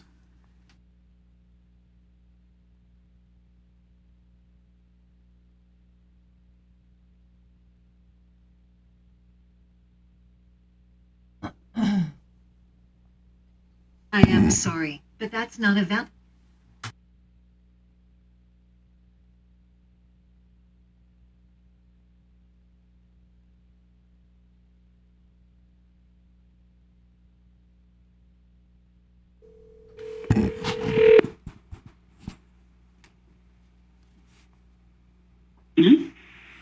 Good evening. This is the City of Paramount calling for Shayna Emil. Thank you. Good evening, Madam Mayor, Madam Vice Mayor, members of City Council. My name is Shayna Emile. I am associate with Earth Justice, and I first want to thank you for the opportunity to comment. And second, strongly encourage the council to not rush and approve this very dangerous project that has real and severe environmental impacts without the proper community engagement. Public engagement is an essential component of CEQA, the California Environmental Quality Act. And as my colleague mentioned, commenters did not even receive a courtesy copy of the final EIR. Based on my review of the response to comments that were given so far, there has been a failure to address several concerns raised, or there's been just cursory responses to serious health and safety concerns that were raised in the public comment. Just today, we heard a representative from World Oil mention green hydrogen. However, the potential for production and sale of green hydrogen was never discussed or analyzed in the environmental impact report. So I urge the council to give the public and the members of the community that will be directly impacted by this project more time to review this technical document and make sure that there is proper community engagement. So I just reiterate that request, and thank you for your time. And the final request for public comment via telephone is by Elizabeth Jones.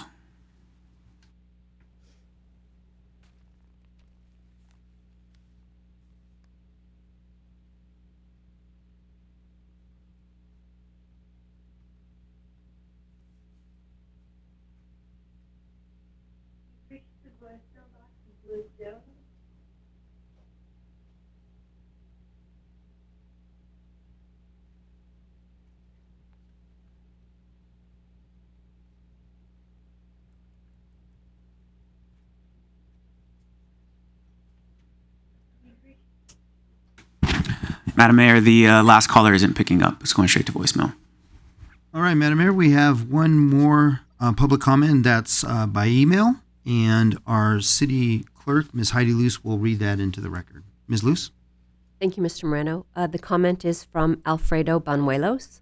Dear Paramount neighbors, our city is actively killing us. They continue to allow for large industrial operations, such as this proposed resolution for the expansion of World Energy's increased production. Under the guise of renewable energy and increased tax revenue for the city, World Energy will be allowed to endanger the lives of thousands of residents within our city and beyond. The admitted dangers for the passage of this resolution allows for the endangerment of Paramount residents to such extremes as toxic gas clouds, flash fires, torch fires, vapor explosions, and cloud explosions, among many other catastrophic incidents. When posed with these sorts of issues, we're essentially being asked to place a value on our lives and those of our fellow neighbors, pets, and our natural environments. So the key question we should all be considering is how much in tax revenue and union jobs are the lives of your loved ones worth? How much are the lives of the high school students across the street from the refinery worth? How much are the lives of our neighbors living next door to this project worth? I believe there's no price on that World Energy and our councilwomen can pay. The real discussion should revolve around whether they should even be allowed to operate in the middle of a residential area like Paramount. I strongly disapprove and urge everyone else to do so too. Shut down World Energy. Alfredo Banuelos. Okay, Madam Mayor, that is it for the public comments in favor and oppose. And I was just informed by a city attorney that we are now to entertain the idea of having a rebuttal by the applicant. So if the applicant who is in the audience would care to rebut anything that was presented, this is their opportunity to do so.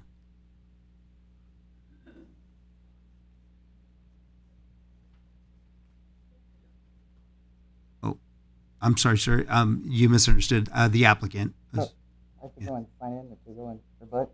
I'm sorry. I could sign in to rebut. Sign in. Are we doing? I heard rebuttal. Oh no, go ahead. No, sir. The time for public comment for the public hearing period is now over. Yeah, it's over. Yeah. We're just checking with the applicant. No? Okay. No? Okay. The applicant chooses to not propose a rebuttal. So now we move on to questions by the council. Yes, Councilmember Olmos, please. Oh, sure. You want to start with me? Yes. All right. I got a lot. Here we go. Okay, you guys. So here we are. There's no objection. I think everybody in this room knows that us going from a petroleum to renewable fuels is the right thing to do. But as council members and elected officials that represent the residents of this city, we need to look at the pros and cons of how this is going to work. We're talking about air quality. We're talking about traffic. We're talking about noise. That's going to impact our community. Okay, so one thing I did want to clear up, though, and I'm kind of going to go back and forth on this about a couple of the speakers that spoke about community meetings. Can somebody just confirm how many community meetings we had where the public was invited to come and speak about their concerns? Sure, Councilmember Olmos. We did have 2 community meetings and 2 planning commission meetings, and then the council meeting tonight. So 5 total, where the Yes, ma'am. residents were able to come and speak. That is correct. In addition,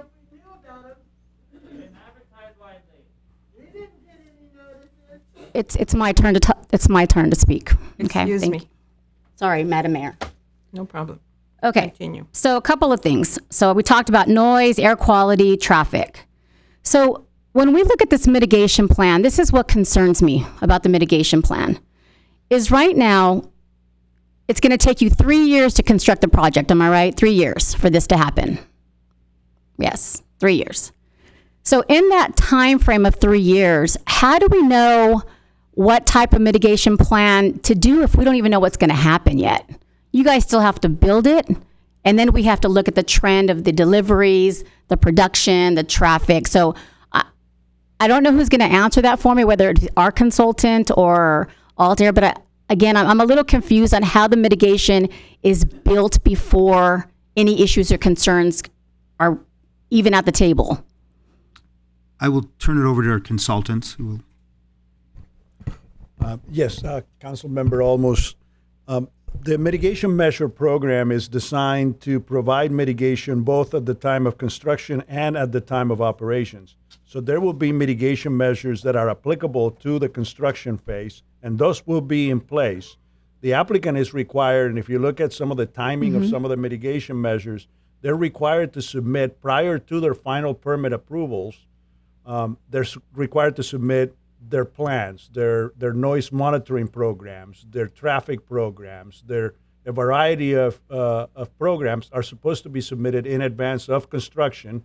And then similarly, prior to operations, there are a series of requirements. So there's no void during the time that the operations are occurring or during the time that construction is occurring.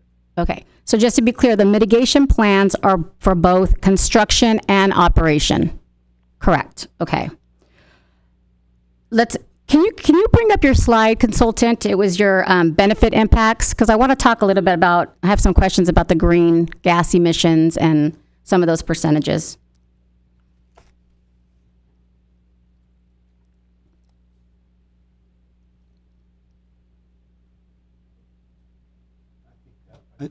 Yeah, I think we passed it. It was, the benefit impacts, the renewable, what's the next one? Yeah, go back. Okay. No. We have an analyst in the back also. Can you let the consultant just go ahead and control the presentation? Thank you.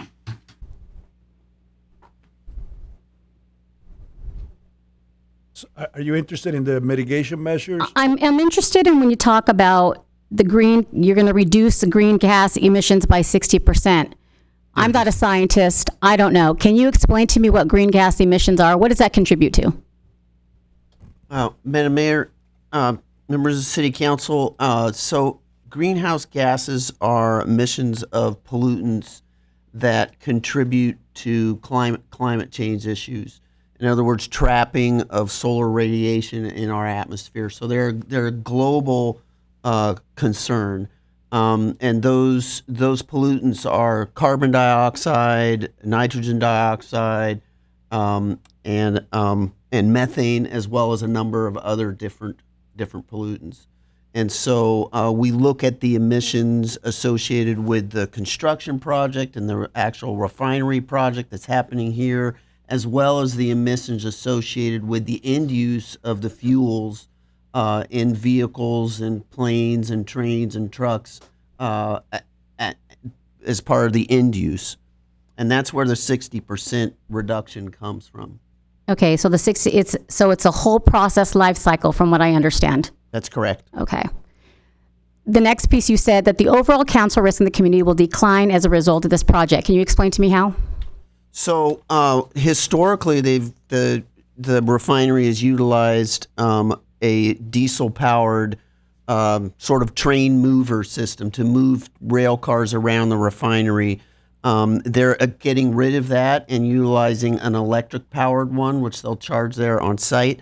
That substantially reduces the amount of diesel particulate emissions at the refinery, and in combination with other emissions they're having at the refinery, that produces a substantial reduction in cancer risk in the area, about a 70% reduction in the peak cancer risk and about a 60% reduction in the cancer risk throughout the community. Okay. So we've talked a little bit about air quality, but can we go to the noise factor now? So when we look at the page, it's page 13, in the circumstances where the applicant is legally open to the necessary. So we're talking about this sound wall for this community. And it's unfortunate, again, that Peggy Lemons cannot be up here because I know she lives close to that and now she's recused because of that situation. But we have a residents that live right next to this railroad track.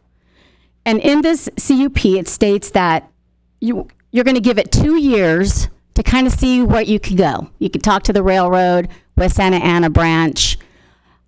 I just have to say, my colleagues, I don't agree with 2 years. It's going to take you 3 years to construct. Within that 2 years, a lot can happen.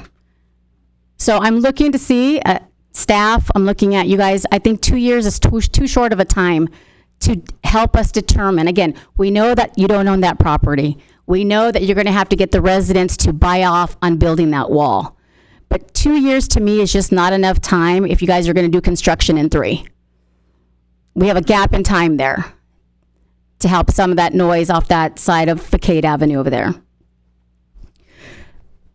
My other final comment, I'm sorry, Madam Mayor. No, continue. At the end of the day, I think one of the speakers mentioned the alternatives. If we do not approve this today, what's our alternative? Can somebody purchase it to put houses? Probably not, because the soil needs to be reviewed, right? And I'm sure that's going to be, I don't know, if a developer wants to do that. So if we can't get housing there, what is our alternative? Do we go back to petroleum? I mean, what's the alternative? That's what it's. Oh, go ahead, Nelson. I'll have her consult. Thank you. So one of the things that we have to analyze as part of CEQA is we have to analyze what is called the no project alternative. What happens if there is no project? In this particular case, because there are entitlements, there are valid permits from not only the city, but also from the Air Quality Management District for the operation of an asphalt refinery, you could argue that portions of that asphalt refinery could come back and begin to operate again. That hasn't happened since 2011. Those impacts have basically disappeared over that time. But for the purposes of doing the analysis, we look at those potential impacts because those will be going away as a result of replacing it by this project. In addition to that, the project that was previously approved in 2013 at 3,500 barrels per day could continue to operate. So we have to look at that as the conjunction of those two things that could continue to happen if you were to not approve the project. So we would stay with petroleum, which has cancer-causing issues, and we'd go back to where we were before, like what the gentleman spoke about earlier. All right, yes. Madam Mayor, that's all I have right now. Councilmember Gillen, please. Bear with me, you guys. I'm coming off a respiratory infection, and I promise you it wasn't COVID. I tested 3 times, so I'm not. Sure, right? Want to give you a little background. Lifelong resident here in Paramount, and I applaud the union members for showing up. Solidarity.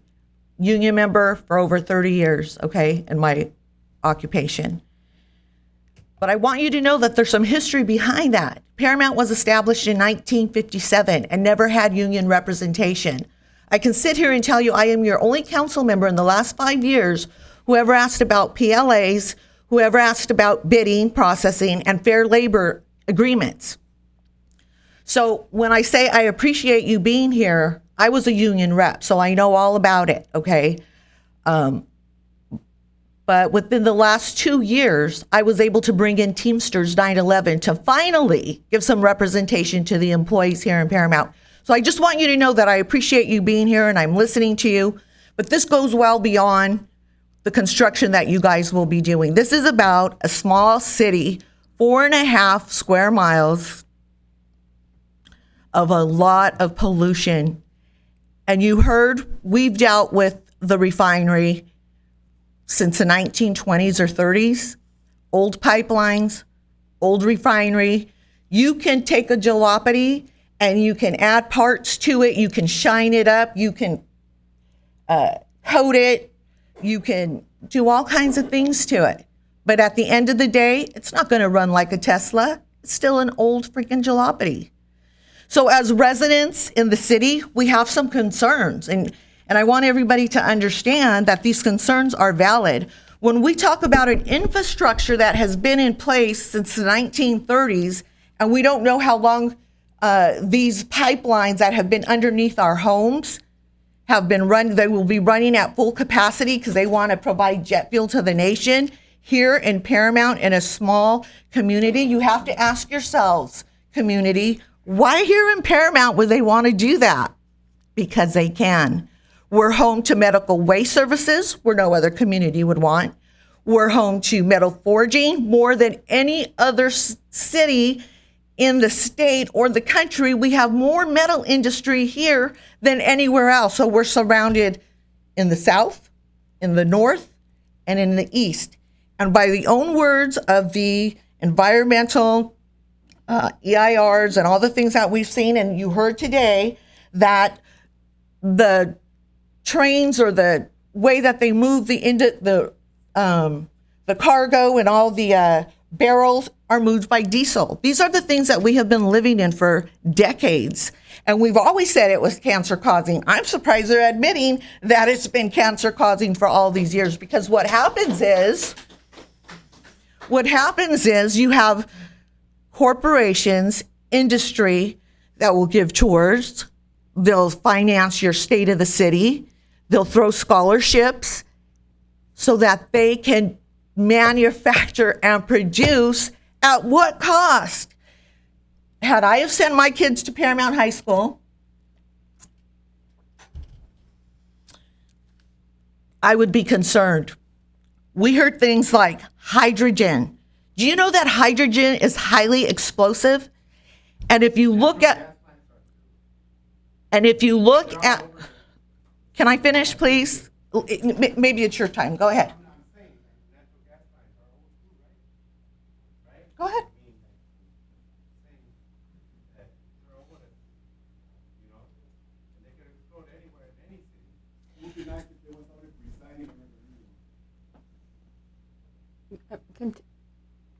Excuse me. Continue, Councilmember Gillen. So my point was, now that I lost my point, now you have to wait for me. History shows that as infrastructure ages, that the potential for explosions and issues arise. This is an old infrastructure. I'd be concerned if I was a parent. We have at least 2,000 students every day at Paramount High School, if not more. They are immediately across the street from this refinery. Okay, so that's a concern. They talk about more truck traffic. You know, I understand more than ever that we need to cut green gases. But just changing over to fuel is not going to solve the problem. More diesel trucks, there's going to be a highly transportation impact to the community. And you have to understand that Somerset, Downey Avenue, and Lakewood is such a small area. We already have congestion on Downey Avenue when the kids are getting out of school. To get from one signal point to another, we're already congested. Can you imagine with an additional 300 trucks what that's going to look like? When we talk about particular matter, and somebody stood up from the audience and they talked about veterans, when we talk about particular matter and pollution, you have to understand that that all encompasses why we have dementia, why we have Alzheimer's, why we have neurological diseases, because pollution studies have proven, I'm not pulling things out of the air. Nobody wrote my speech for me to stand up here and read it. These are proven facts, and we are surrounded by pollution. We need to lower our pollution, and bringing in 350 trucks is not the answer.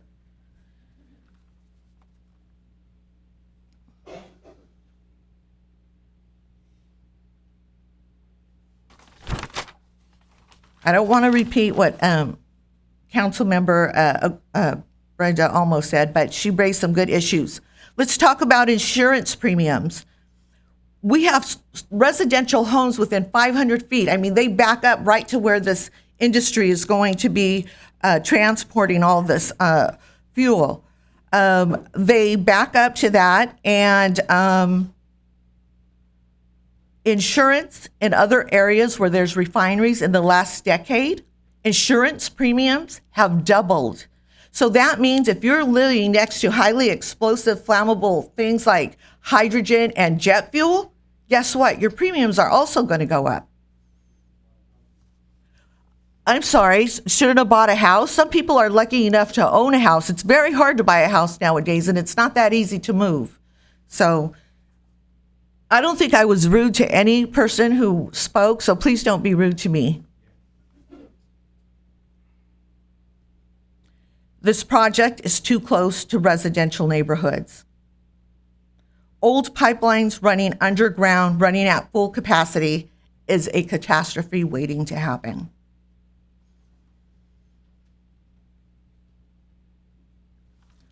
These are just a few of the reasons that in good conscience, I hear you, union workers, jobs, I get it. But a lot of the industry that we deal with, and I know you guys are coming in because it's about construction, a lot of the industry, they're not union, and nobody's ever fought for the union here in Paramount. I have, and I'm telling you, you got to pick and choose the battles, and this one isn't it. I hear words like equitable, sustainability. You wouldn't have anything, you wouldn't walk into Irvine, you wouldn't walk into even Lakewood or Cerritos and propose a project like this. But here in Paramount, they do. We get those things. When we had the issue with Chromium-6, we had subcommittees. We had the chair of the subcommittee who stood up and spoke. 10 months into a subcommittee, when they were ready to end it, she asked a question and said, well, what is Chromium-6? We'd been discussing it for 10 months, and now you're asking that question? There's a lot of history here, a lot of pollution, a lot of class action lawsuits that the community residents won because we are living in pollution. It wouldn't happen anywhere else, but it does here in Paramount. And that's hard to say because I'm a council member. But I ran because I wanted to do the right thing for the community. And that's where I stand today. And I can't stand here and sit up here and acquiesce and go along to get along because it's not the right thing to do. That's it. Madam Mayor, can I just ask, I just want clarity because when I was reading this ER, can you guys confirm the streets where the trucks are going? I just want to make sure, Lori, we're on the same page with, I thought they were coming up Lakewood to Somerset. No impact on Downey Avenue. Consultant? Madam Mayor, council member, yes, that's correct. It's Lakewood and then a little bit of Somerset. Mm-hmm. Lakewood and Somerset, okay. Thank you. Vice Mayor Aguayo, please. Okay, so I've lived in Paramount my entire life as well. Same thing like the rest of the council. So again, I've lived in Paramount, same thing, generations in Paramount. And my kids all go to Paramount schools. That is not going to change. But before I begin, I just want just some clarity from the consultants as far as like the studies and the SAIR report. So all of the figures and everything in there. So it has been done as if the facility would be operating 24 hours, 7 days a week, 365 days. Is that how the figures came? Kind of like a worst case scenario. Madam Mayor, council member, yes, that is how the analysis is conducted. Okay. Correct. And how realistic is it that this facility would operate 24 hours, 365 days? So the refinery would normally operate 24 hours a day, but they might have a few weeks every year of some downtime for maintenance and turnarounds. Okay. And then as far as the baseline at the one of the beginning slides where you used, and this is again just to help me understand and make sure that I'm reading all this information properly and understanding. So you used the year 2011. I think it was not necessarily the highest, but also not necessarily the lowest. So that was used because if you used a year like 2003 or even 2007, all of the reporting would I don't want to say be distorted, but there would be the impacts would let me backtrack. It would show that the benefits would be a lot greater, you could say, because again, we were way up here, now we're way down here. Instead, you pick something that was almost lower on the lower end, which means that there was less, I don't want to say less to work with, but again, the impacts showed that maybe they're greater. The negative impacts are greater than they would potentially be. And I mean, I don't know if I've made myself clear with it, but I'm trying to understand this because I'm sure that there's a lot of people that are like me looking at this and why did they pick that instead of this? Mayor, Vice Mayor, that's exactly correct. We want to be conservative. It's a more defensible document legally to use a year more like 2011 than 2007 or 2003. If we would have used an earlier year, we would have probably shown fewer impacts, you would call it. Okay. So the other thing, I was looking at, again, beef tallow, and we went and I did the tour, and I went to Paramount High School as well. So I do remember, sometimes that we would be asked to stay in our classrooms for whatever the reason. But and there was the smells in the air. But when I went on the tour and we looked at where the beef tallow was, to me it smelled like French fries when we were by there. So if you can just explain, I guess this is for World Energy, just really what beef tallow is and the oils, just because again it's another thing people are saying, well, what are you making these fuels out of? I did read the report. Oh. It's right here. Madam Mayor, Vice Mayor, it's generally animal fats that have been processed, so it's not a rendering plant. As you noticed when you did the tour and smelled it, there's not a strong smell to it. But it's basically animal fat that they have been primarily running from various different sources. Okay. And and again, we talked about, the air quality, and that is a big issue in our city. And it's not something that we've said, it doesn't happen overnight. We didn't get here overnight. It's not going to be reversed overnight. It's just, what are we doing daily to come back to a good state, of our air quality for our residents, for my kids, for, my family, the rest of the council members' families, and everybody that lives in our city. So I'm looking, and it says that the nitric oxide, that there are going to be some reduction measures.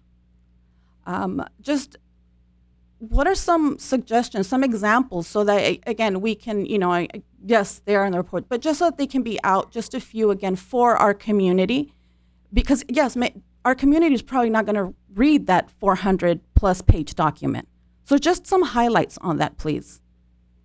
So, Madam Mayor, Vice Mayor, there's multiple programs that are required as mitigation. One of them is related to construction, requiring cleaner, newer model year trucks, separation distances for storage of materials and truck traffic, electric equipment where feasible, limiting vehicle speeds, putting in air monitors at the school to make sure that we don't have substantial exceedances there. Another part is distributing air filters to residences that are within an area that we've determined through modeling to potentially exceed some of the standards. So that helps clean the air inside people's homes. There's some operational requirements once they get operating that for contracts they have to use 2017 model year trucks. They're a lot cleaner, as well as a number of funding measures for local projects that you saw on the slides as part of the community benefits agreement to reduce emissions there as well. So there's a number of programs that we have. Thank you. And then for mitigation measure where we have AQ 5A, talks about the record keeping, and through some request process, will the city be able to view some of these records, or will they be available online to some of our, to the residents that are interested in, looking at what the emissions are for, a particular quarter or a year? Madam Mayor, Vice Mayor, they are required to maintain this and make it available, and I don't see any reason why the city couldn't further make that available after some review and inspection. They may be fairly complicated, but we can get a summary aspect to it. Absolutely. And then still with the environment, the water quality, we have on here that the refinery wastewater treatment. Yeah. If we can get, just what that process is, because here it says refinery wastewater treatment plant, but the actual process, we would, I think we need that to see, okay, well, what are we going to do? How is this going to impact our water quality of our residents, not just of our residents, but just the overall use of water? It's a really, really, touchy subject for a lot of people. It's important, we're in a drought. We're going to be using more water for this plant. So how are you going to treat that? And I don't know if my colleagues are in agreement that we'd like to see just that process itself. Hey, John, I'm sorry, Madam Mayor. Just to clarify, whatever mitigation process, it has to come to you guys first before, right? All that needs to come to the city to be reviewed before it's actually executed. Is that correct? That's correct for a lot of the mitigation measures, yes. Okay. And just to point out, if I believe I'm not mistaken, I'm looking at Greg and Luis, the project uses reclaimed water, if I'm not mistaken. So they're not using fresh potable water for any increase in production. Let's see, I think the sound issue and the sound wall, it's actually probably for me one of the last things, but we're talking about railroad delivery times and how they're going to be scheduled, where it's not busy on those intersections, and I'm thinking, I travel Downey Boulevard daily, and I drop off kids at the high school. How accurate can you say, yes, the trains or carts will be here between 9 and, I don't know, was it 6, I think? Yeah, 6. How accurate is that? That we won't, that they won't be there early or, or after that time. And how quickly, and if for some reason it is during that busy rush hour, traffic in the morning, it is really bad there with kids and, for their safety as well. So how accurate is that to say that they will be there from anywhere between 9 a.m. to 6 p.m.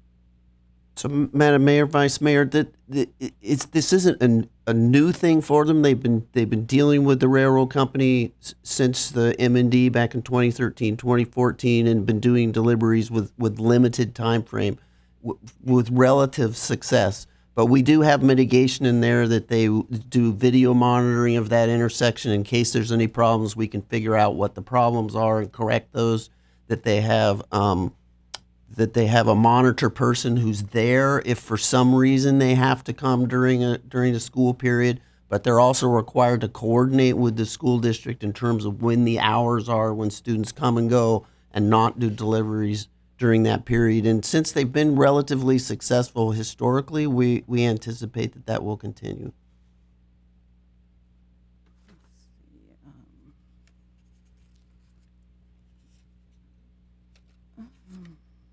Can I just say one more thing? You mind? My question, we talk about air filters going into residents when it exceeds a level. We had an ongoing issue with, is it Altair or World Energy? Two things that come to mind. I asked specifically, residents are complaining they want double paned windows, those that are like living right on the facility where their backyards. They want double paned windows and an air filter, so when they close their windows and they have to live in that smell that they sometimes get, crickets, no response. So how can you assure me that now when it goes above these levels that Altair will be responsive? And then you have to understand that the residents are a little leery as well, because CARB, California Air Resources Board, fined that facility over $100,000 because they were skewing their numbers on what they were emitting into the air, and then they got caught and they had to pay CARB over $100,000. So my concern is sometimes when you have facilities that are, $1 million facilities bringing in all this revenue, it's easier to pay a fine than it is to do the right thing. So how can you assure the residents that they're not going to skew the numbers again? And that was public record. I sent it to a few people that occurred, and they said, oh, well, that's when it was Altair. That's when it was World Energy, and it used to be Altair. But now I'm hearing it's Altair again. Same workers, same players, just different names. How can you reassure the community that we're not going to get skewed numbers, and when we do need the air filters and the maybe double paned windows, that you guys are going to be responsive? So, Madam Mayor, Council Member, in the first part of the question there, the air filters are required to be distributed to every, or at least made available. People aren't forced to take them, but it's to all residences that are within the federal nitrogen dioxide zone. So we're not going to wait for a violation. They're available to residences at the beginning of this project before the construction happens. So there's not a waiting period or any trigger event. They're available. Now it's probably too soon, but they're available. So why weren't they available before when residents were requesting them? I'm not aware of the situation where residents were requesting them. What the EIR determined with its studies is that you would have problems during construction. That's when you're going to have your localized air quality impact. So they're made available all during construction for residences to keep. Thank you. The second part is, any industry can fudge their numbers and create problems. This is why we have oversight. The Air Quality Management District has very aggressive oversight. CARB as well, and so we're relying on the oversight of these agencies to ensure that people comply. If I may add, one of the integral components of the CEQA process is that there is a follow-up mitigation monitoring program and compliance, and so the city is required by law to ensure that compliance is occurring. And so there has to be that watchdog quality to the efforts that the city would have to maintain, where they would have to be checking to ensure that World Energy is complying with all the requirements of the mitigation measures. Yeah, we've gone through a lot with that watchdog theory. Can I continue? Yeah, go ahead. Thank you. And actually, for me, the last thing, I do think that 2 years for the sound wall when the construction is set to take 3, it doesn't make sense. It doesn't make sense. And, I'm very familiar with just the train in an industrial area. And it's extremely loud, extremely loud, but it's an industrial area. You expect that type of thing. I can't imagine, the residents, of Paramount just dealing with this all the time. I can't see them not wanting it. But I do think that the 2 years, when there's 3 years in construction, it just doesn't add up when it comes to that. But, overall, if we think about where the refinery was when it was dealing with petroleum and asphalt, where it was and the direction it's going in, is it the perfect solution? I can't sit up here and say it is. However, we don't want to go back to where we were. I'm done, Madam Mayor. Okay. Madam Mayor, I just have one more and I'll be done. Yes. I promise. Diesel trucks and railroad, are you guys considering talking to them to use your product? I'm sorry? So you sell to, are they going to be using your biofuel? You sell now, so they're using it. How about diesel trucks that are going to be coming into the city?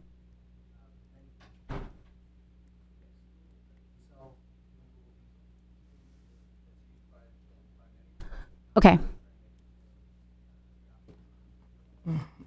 Okay, so if they're currently using, so then our emissions shouldn't be high then, right? I'll look I to mean- Greg to answer that if that's Okay. if that was taken into account when they calculated the emissions. Greg? Madam Mayor, council member, so we didn't take any credit for burning these fuels. There's a bit of controversy. I don't know, controversy is not the right word. There's different studies out there on how the fuels would, the level of benefits that you would get in some of the newer trucks. Okay. So we were unsure about, certainly in an older truck, you would get a lot of benefits from it, but the newer trucks, we're not so sure. Certainly you would see benefits in related to jet fuel and airplane use and diesel locomotive rail use, but it wasn't so clear with trucks. So we didn't end up taking credit for it. The Air Quality Management District would also be very hesitant to have what I call downstream credits. Okay. So we're very conservative in that approach. Okay, that's fair. Okay. Okay, my turn. I just want to clarify. I have 3 brothers, my husband, myself. We all attended Paramount High School, and none of us have cancer. I want to also clarify, I have 2 granddaughters. I have a granddaughter right now at the present time at Paramount High School, and she has no symptoms. I have several family members that attended Paramount High School, and we do not have cancer. I walked from, you could say, Lakewood and Alondra all the way to Paramount High School for 4 years. My husband lived on San Antonio Drive when it was Compton Boulevard and walked all the way to Paramount High School. And none of our family members had cancer. And the petroleum company was there when my husband and I were dating. And there was a McDonald's there. And we went to McDonald's quite often and had lunch there or had dinner there. And my parents sold, and I'll be very honest with you, at the Paramount swap meet for over 40 years. And my parents did not have cancer.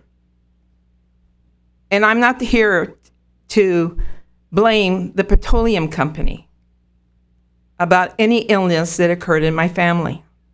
This is my own personal opinion.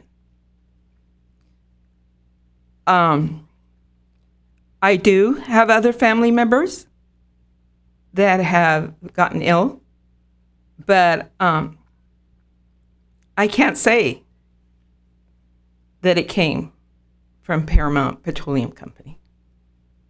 But anyway, as I have my grandchildren, they attended Lincoln School, Alondra School, and now Paramount High School. I have a granddaughter at Alondra.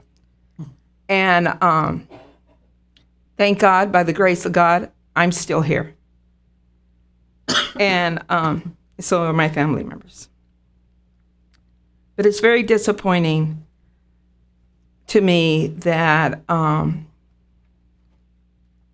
there are some residents that are saying that my council members and I, we don't walk and we don't talk to our neighbors and we don't talk to our residents, because we do. And I do walk and I do talk to my residents, or they approach me and talk to me about their situations that are occurring in the city. And I listen to them. And I believe in my heart that I'm very compassionate to them. And if they have a concern, I'm gonna try to address it. Anyway, getting back, I just want some clarification. Several weeks ago on Downey Avenue, there were some repairs being done. Were these repairs being done by the Altair replacing some pipes? Can you give me some clarification regarding that? You remember that, John, when I... Yes, Madam Mayor. This was on Downey Avenue, south of Alondra, and then just north of Yes, Alondra. sir. Our Public Works Director, Ms. Adriana Figueroa, is aware of that construction. If you could explain what that was. I believe that was utility work. I can't remember off the top of my head if it was a gas company or oil. Actually, no, oil's coming back. There was some oil work as well. It was a combination of things. And then how often,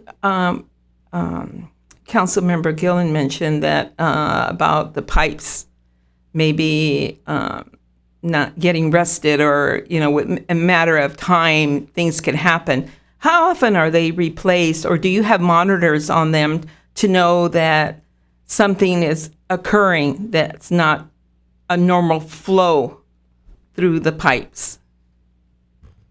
Madam Mayor, there are requirements for testing of the pipelines where they do hydro tests as well as sometimes smart pigs, depending on the pipeline. Mm-hmm. They'll put something through it and look at it. So there are federal and state requirements for the frequency. The applicant could maybe discuss when they've done their last ones or more frequent ones, but there are requirements for testing and monitoring. And then I did tour the facility, and I was very impressed. And I feel that some of my questions, the majority of my questions were answered, and some of my colleagues did ask some of the questions that I had. But anyway, thank you.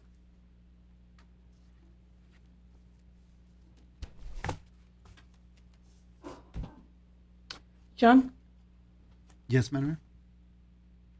We'll go ahead and go into, these are all the final comments from everyone? Yes, ma'am. So we need a motion to close the public hearing. I'll make a motion to close the public hearing. Second. Roll call, please. Councilmember Guillen? Yes. Councilmember Olmos? Yes. Vice Mayor Aguayo? Yes. Mayor Cuellar Stalling? Yes.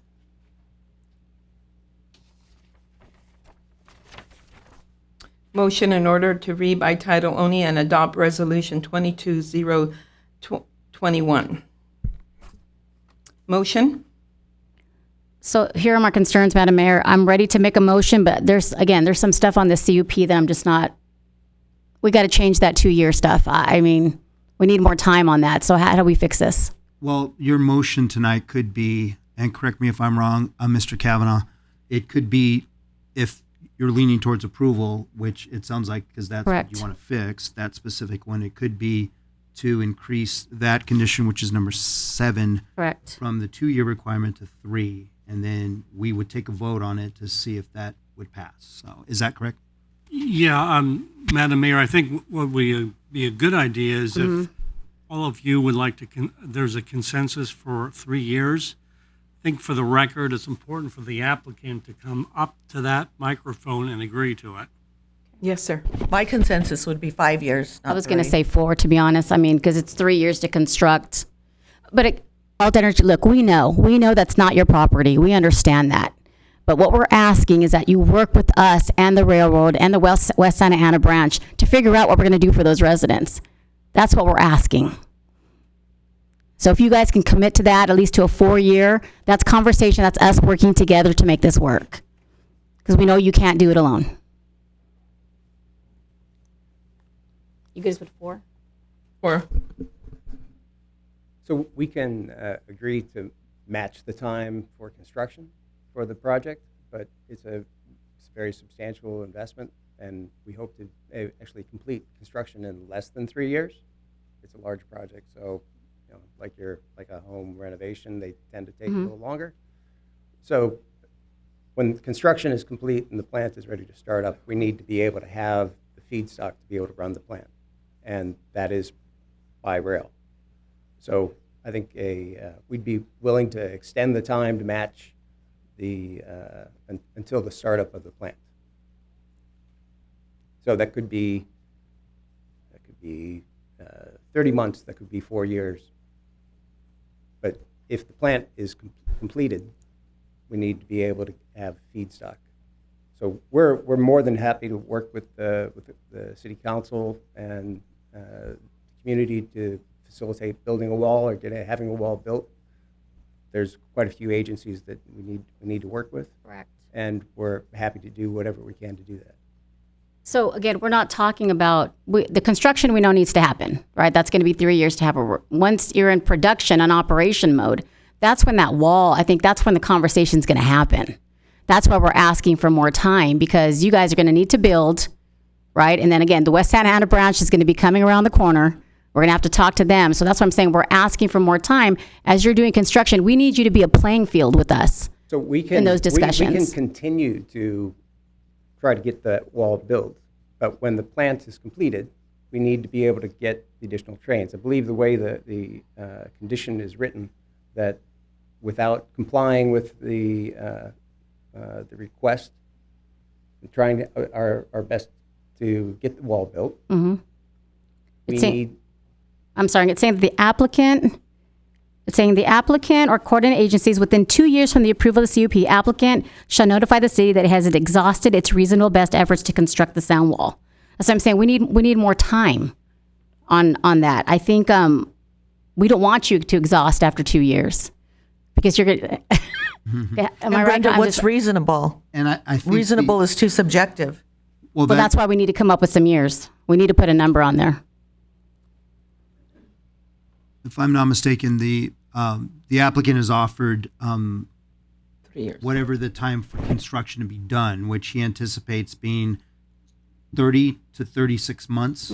So close to the 3 years that you had initially said. So to coincide with the completion of construction, it sounds like. Yeah, my understanding is that there's a restriction on being able to get two deliveries without the sound wall.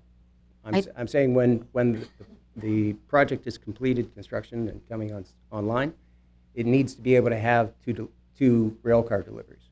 We'd be happy to continue to try and get a sound wall built, but I think that's the basis for the 2 years that are currently in the condition. So we're asking for more time. So as long as we'd be happy to go to 4 years, but from the time from 4 years back to when the plant is started, we need to be able to receive the rail cars. Correct. So right now the condition is, correct me if I'm wrong, colleagues and the attorney and consultants, today you're doing it. You're having deliveries today. That hasn't changed. You're operating today, right? So what I remember the conditions were that if they wanted to increase the deliveries, they would have to build the sound wall. Then we backed down and said, wait a minute, we know you're alone on this. You cannot just build a sound wall because you don't own the property. You just can't go build it. So what we're saying is that as you're going through the process of your construction, the railroad's coming, we know, it's happening, you're doing it today, right? You're in operation today, just at smaller barrels, correct? We get one delivery, and we'll end up getting two. Right. Right. So we need to be able to get two when the plant is. No, totally understand that. Okay. I guess, am I being clear, guys? What I'm asking for is, again, I don't want you to walk away after 2 years that I've done everything I can and we can't get the sound wall. 'Cause that's very important to our Councilmember Lemons. I have to say, I mean, that's her area, those residents. So I'm asking for more time. You're going to have your operation. You're going to be running, right, after your construction. That doesn't change. Am I making sense? Yeah, and it sounds like the applicant has offered 3 years or toward the end of construction, which anticipated is between 30 to 36 months. So it sounds like 3 they're years. willing to go more. I think what council member Olmos is saying, and correct me if I'm wrong, that even after the 36 months or whatever it is, if the wall is or is not built, you still continue to get the wall built. Even after you've accepted the extra rail deliveries, construction is done, all that stuff, that you can, is that kind of what you're saying even Yeah, 'cause after? what it says on here that you've exhausted all its reasonable best efforts to construct the sound wall, you're done. 2 years. After 2 years. I mean, that's to me, that's I don't know. I'm not good with that. So I'm 3 not good. years. So in 3 years, is that what you're requesting, Mayor Olmos, or more? Well, I mean, colleagues, I'm looking at you guys too. I mean, it's like I say 5. That was my initial answer, but I mean, I'm not. And the thing of it is, we know, and doing the research and reading through all this paperwork, at the end of the day, the West Santa Ana branch may be coming in and building that. You know what I mean? We don't know, right? Because we just don't know the process and all that. What we're asking you is to be our partner on this. We're happy to be your partner. We're happy to continue for 4 years or 5 years. All right, to you make said sure 5 that years. the wall gets built. Did you say 5 years? I heard 5 years, colleagues. Did Yeah. you hear that? To make sure that the wall gets built. Yes. However, at the time but we need to be able to increase the traffic. If for some reason the wall's not able to be built when the plant is ready to increase production, we need to be able to increase production. Yeah. That I understand. I mean, it's part of the process. So the increase in rail deliveries. Mr. K, we will. I The- promise you. Just so we're clear, the increase in rail deliveries will be dictated by the end of construction. End of construction happens, they get the extra, is how I'm understanding Correct, this. yes. But they will not give up on building the wall. Well, Right. I mean, that's what I'm saying. I don't know why even 2 years was there, but we just, That's a want. a fine solution. You guys are here in the community to be a partner, so Absolutely. let's start that partnership, right? We need each other. So, I don't know, colleagues, I'm done. Okay. I Mr. heard Kavanaugh, 5. okay. So Did we hear 5? We're agreed, right? Agreed. it's increase in rail deliveries after the third, after the construction is done. I felt like I just bought a car.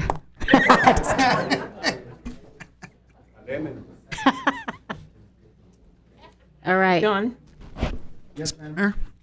So It sounds like there's a motion on the, if I'm not mistaken, Councilmember Olmos. Correct. Unless you have motion- any more questions? No. Mayor Olmos? No. So Councilmember Olmos, did you want to make that motion then? So we're gonna go ahead and read by title only, adopt resolution 22, but with the changes. So Kavanaugh, I'm looking at you.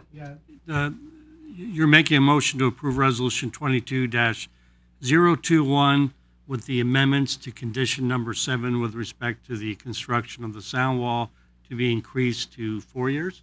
5 years. 5 years. 5 years, you. but with the increase in, rail deliveries being permitted as soon as construction is complete. And I think that's already on here. That's, No, it's it's not. not. It's Yeah. not. wait a minute. Okay. Right here, Lynn.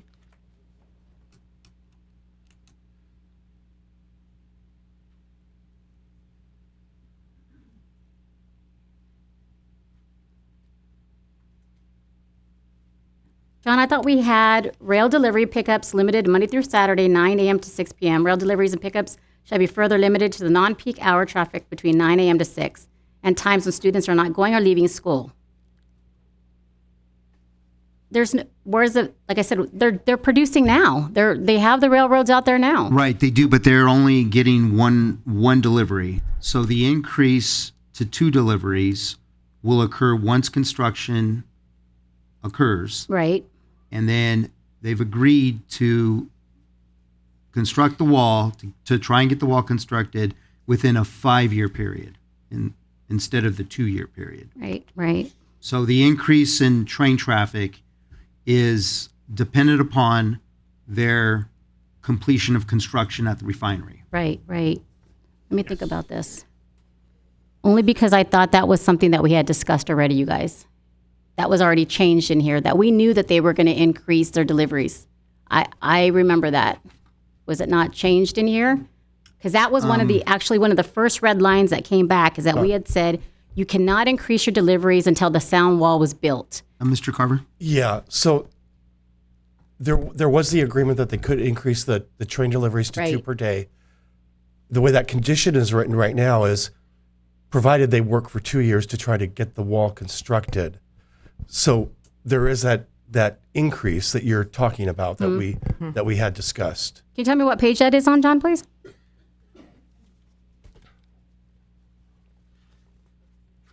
And jump in, you guys. Again, if there's something that you guys see differently or...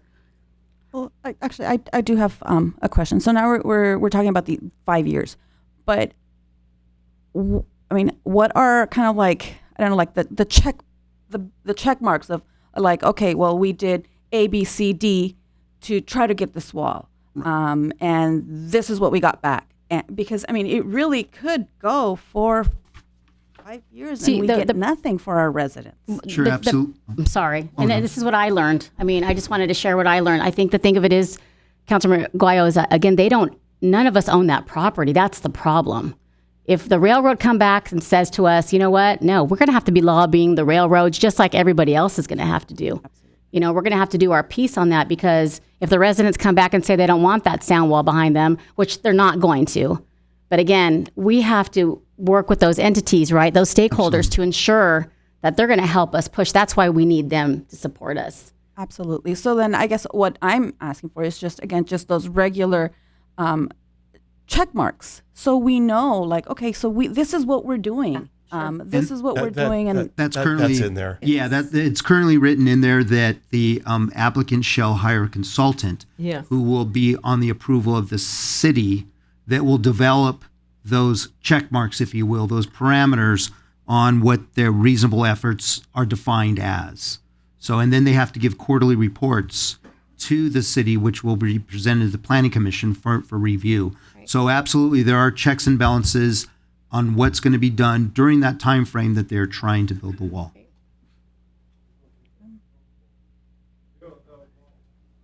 Build that wall. Did you still have the question, Mayor? No. Let's. Sorry.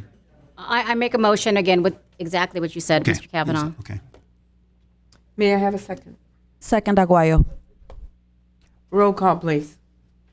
Councilmember Guillen? No. Councilmember Olmos? Yes. Vice Mayor Aguayo? Yes. Mayor Cuellar-Stallings? Yes. Okay, now to resolution Resolution 22 Okay. Now we open the public hearing for. The public hearing has already been done, Madam Mayor. So, do we hear a staff report on this, It's John? the same staff. Okay. Zone variance. It's different. It's different? Okay. Yeah. Let's go to the zone variance. Okay. Anthony, can you bring up the...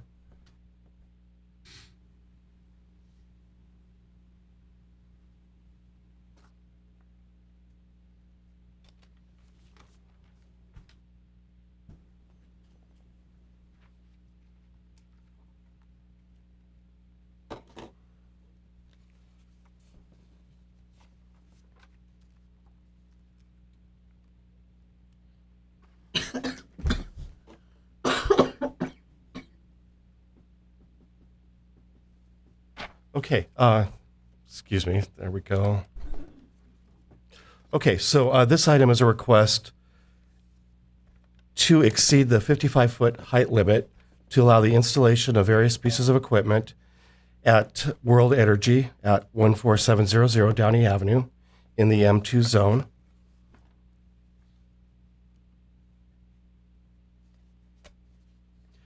So the Planning Commission held 2 meetings on this variance request and recommended approval to the council at its March 14th, 2022 special meeting.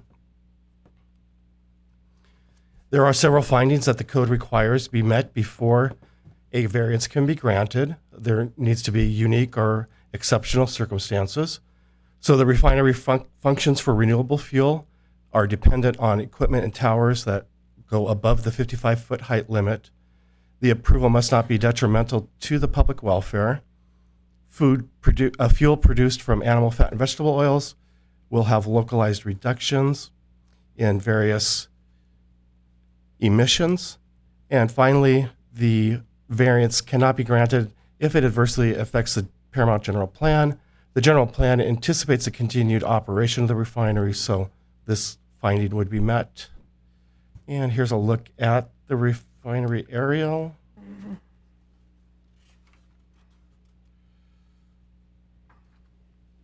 Anthony, could you, there you go. And one more. And then these are the areas in purple where the new equipment and facilities will be constructed. And here are some photo simulations. So on the right, you can see the way it looks right now from Downey Avenue. And on the left, on the right, you can see the arrow pointing to the new facility that will be constructed there.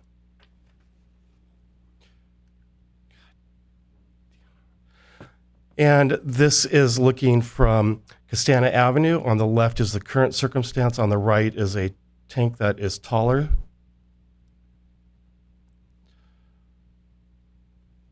Okay, and this is from the El Super parking lot. On the left is the current circumstance. On the right, you can see the arrow pointing to the new facility.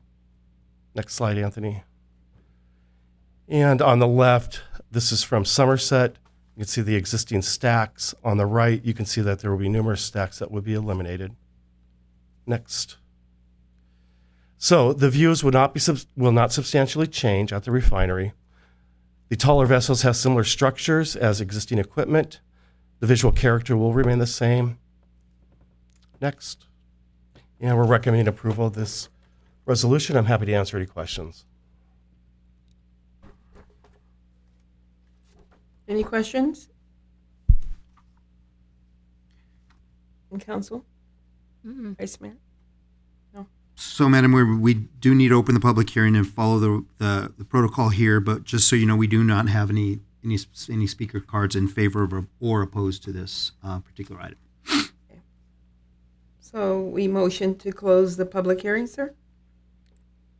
I move to close the public hearing. So, I'll second. Okay. Roll call, please. Councilmember Guillen? Yes. Councilmember Olmos? Yes. Vice Mayor Aguayo? Yes. Mayor Quer Stallings? Yes. I'll make a motion to Roll read by call title only and adopt resolution. I'm so sorry. No, go ahead. You went ahead. Was you going to do roll call? Yeah, we finished. Sorry. No, I will go ahead and make a motion to read by title only and adopt resolution number 22022. Second, Aguayo. Roll call, please. Councilmember Guillen? No. Councilmember Olmos? Yes. Vice Mayor Aguayo? Yes. Mayor Quer Stallings? Yes.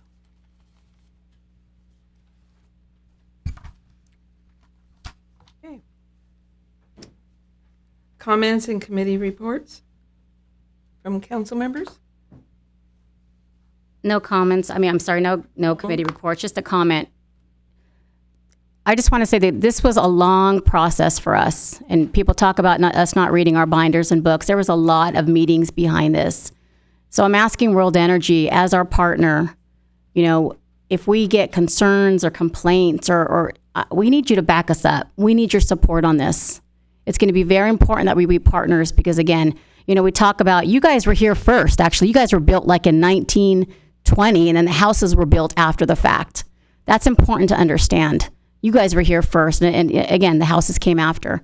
So we have to figure out how we're going to work together to ensure that our residents are taken care of. So I'm going to hold you guys accountable to that. We need you. Okay? That's all I have to say. Thank you. Councilmember Gillen? No further comments. I stated everything I needed to say. Vice Mayor Aguayo?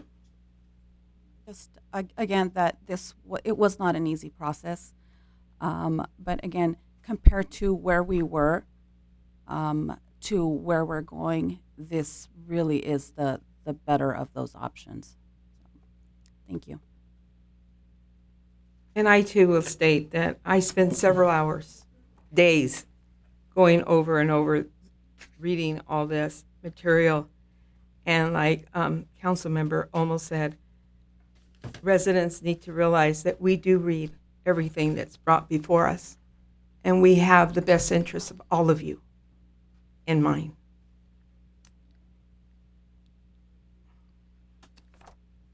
Any comments from staff? No, ma'am. This meeting is adjourned till April 19th at 5 o'clock.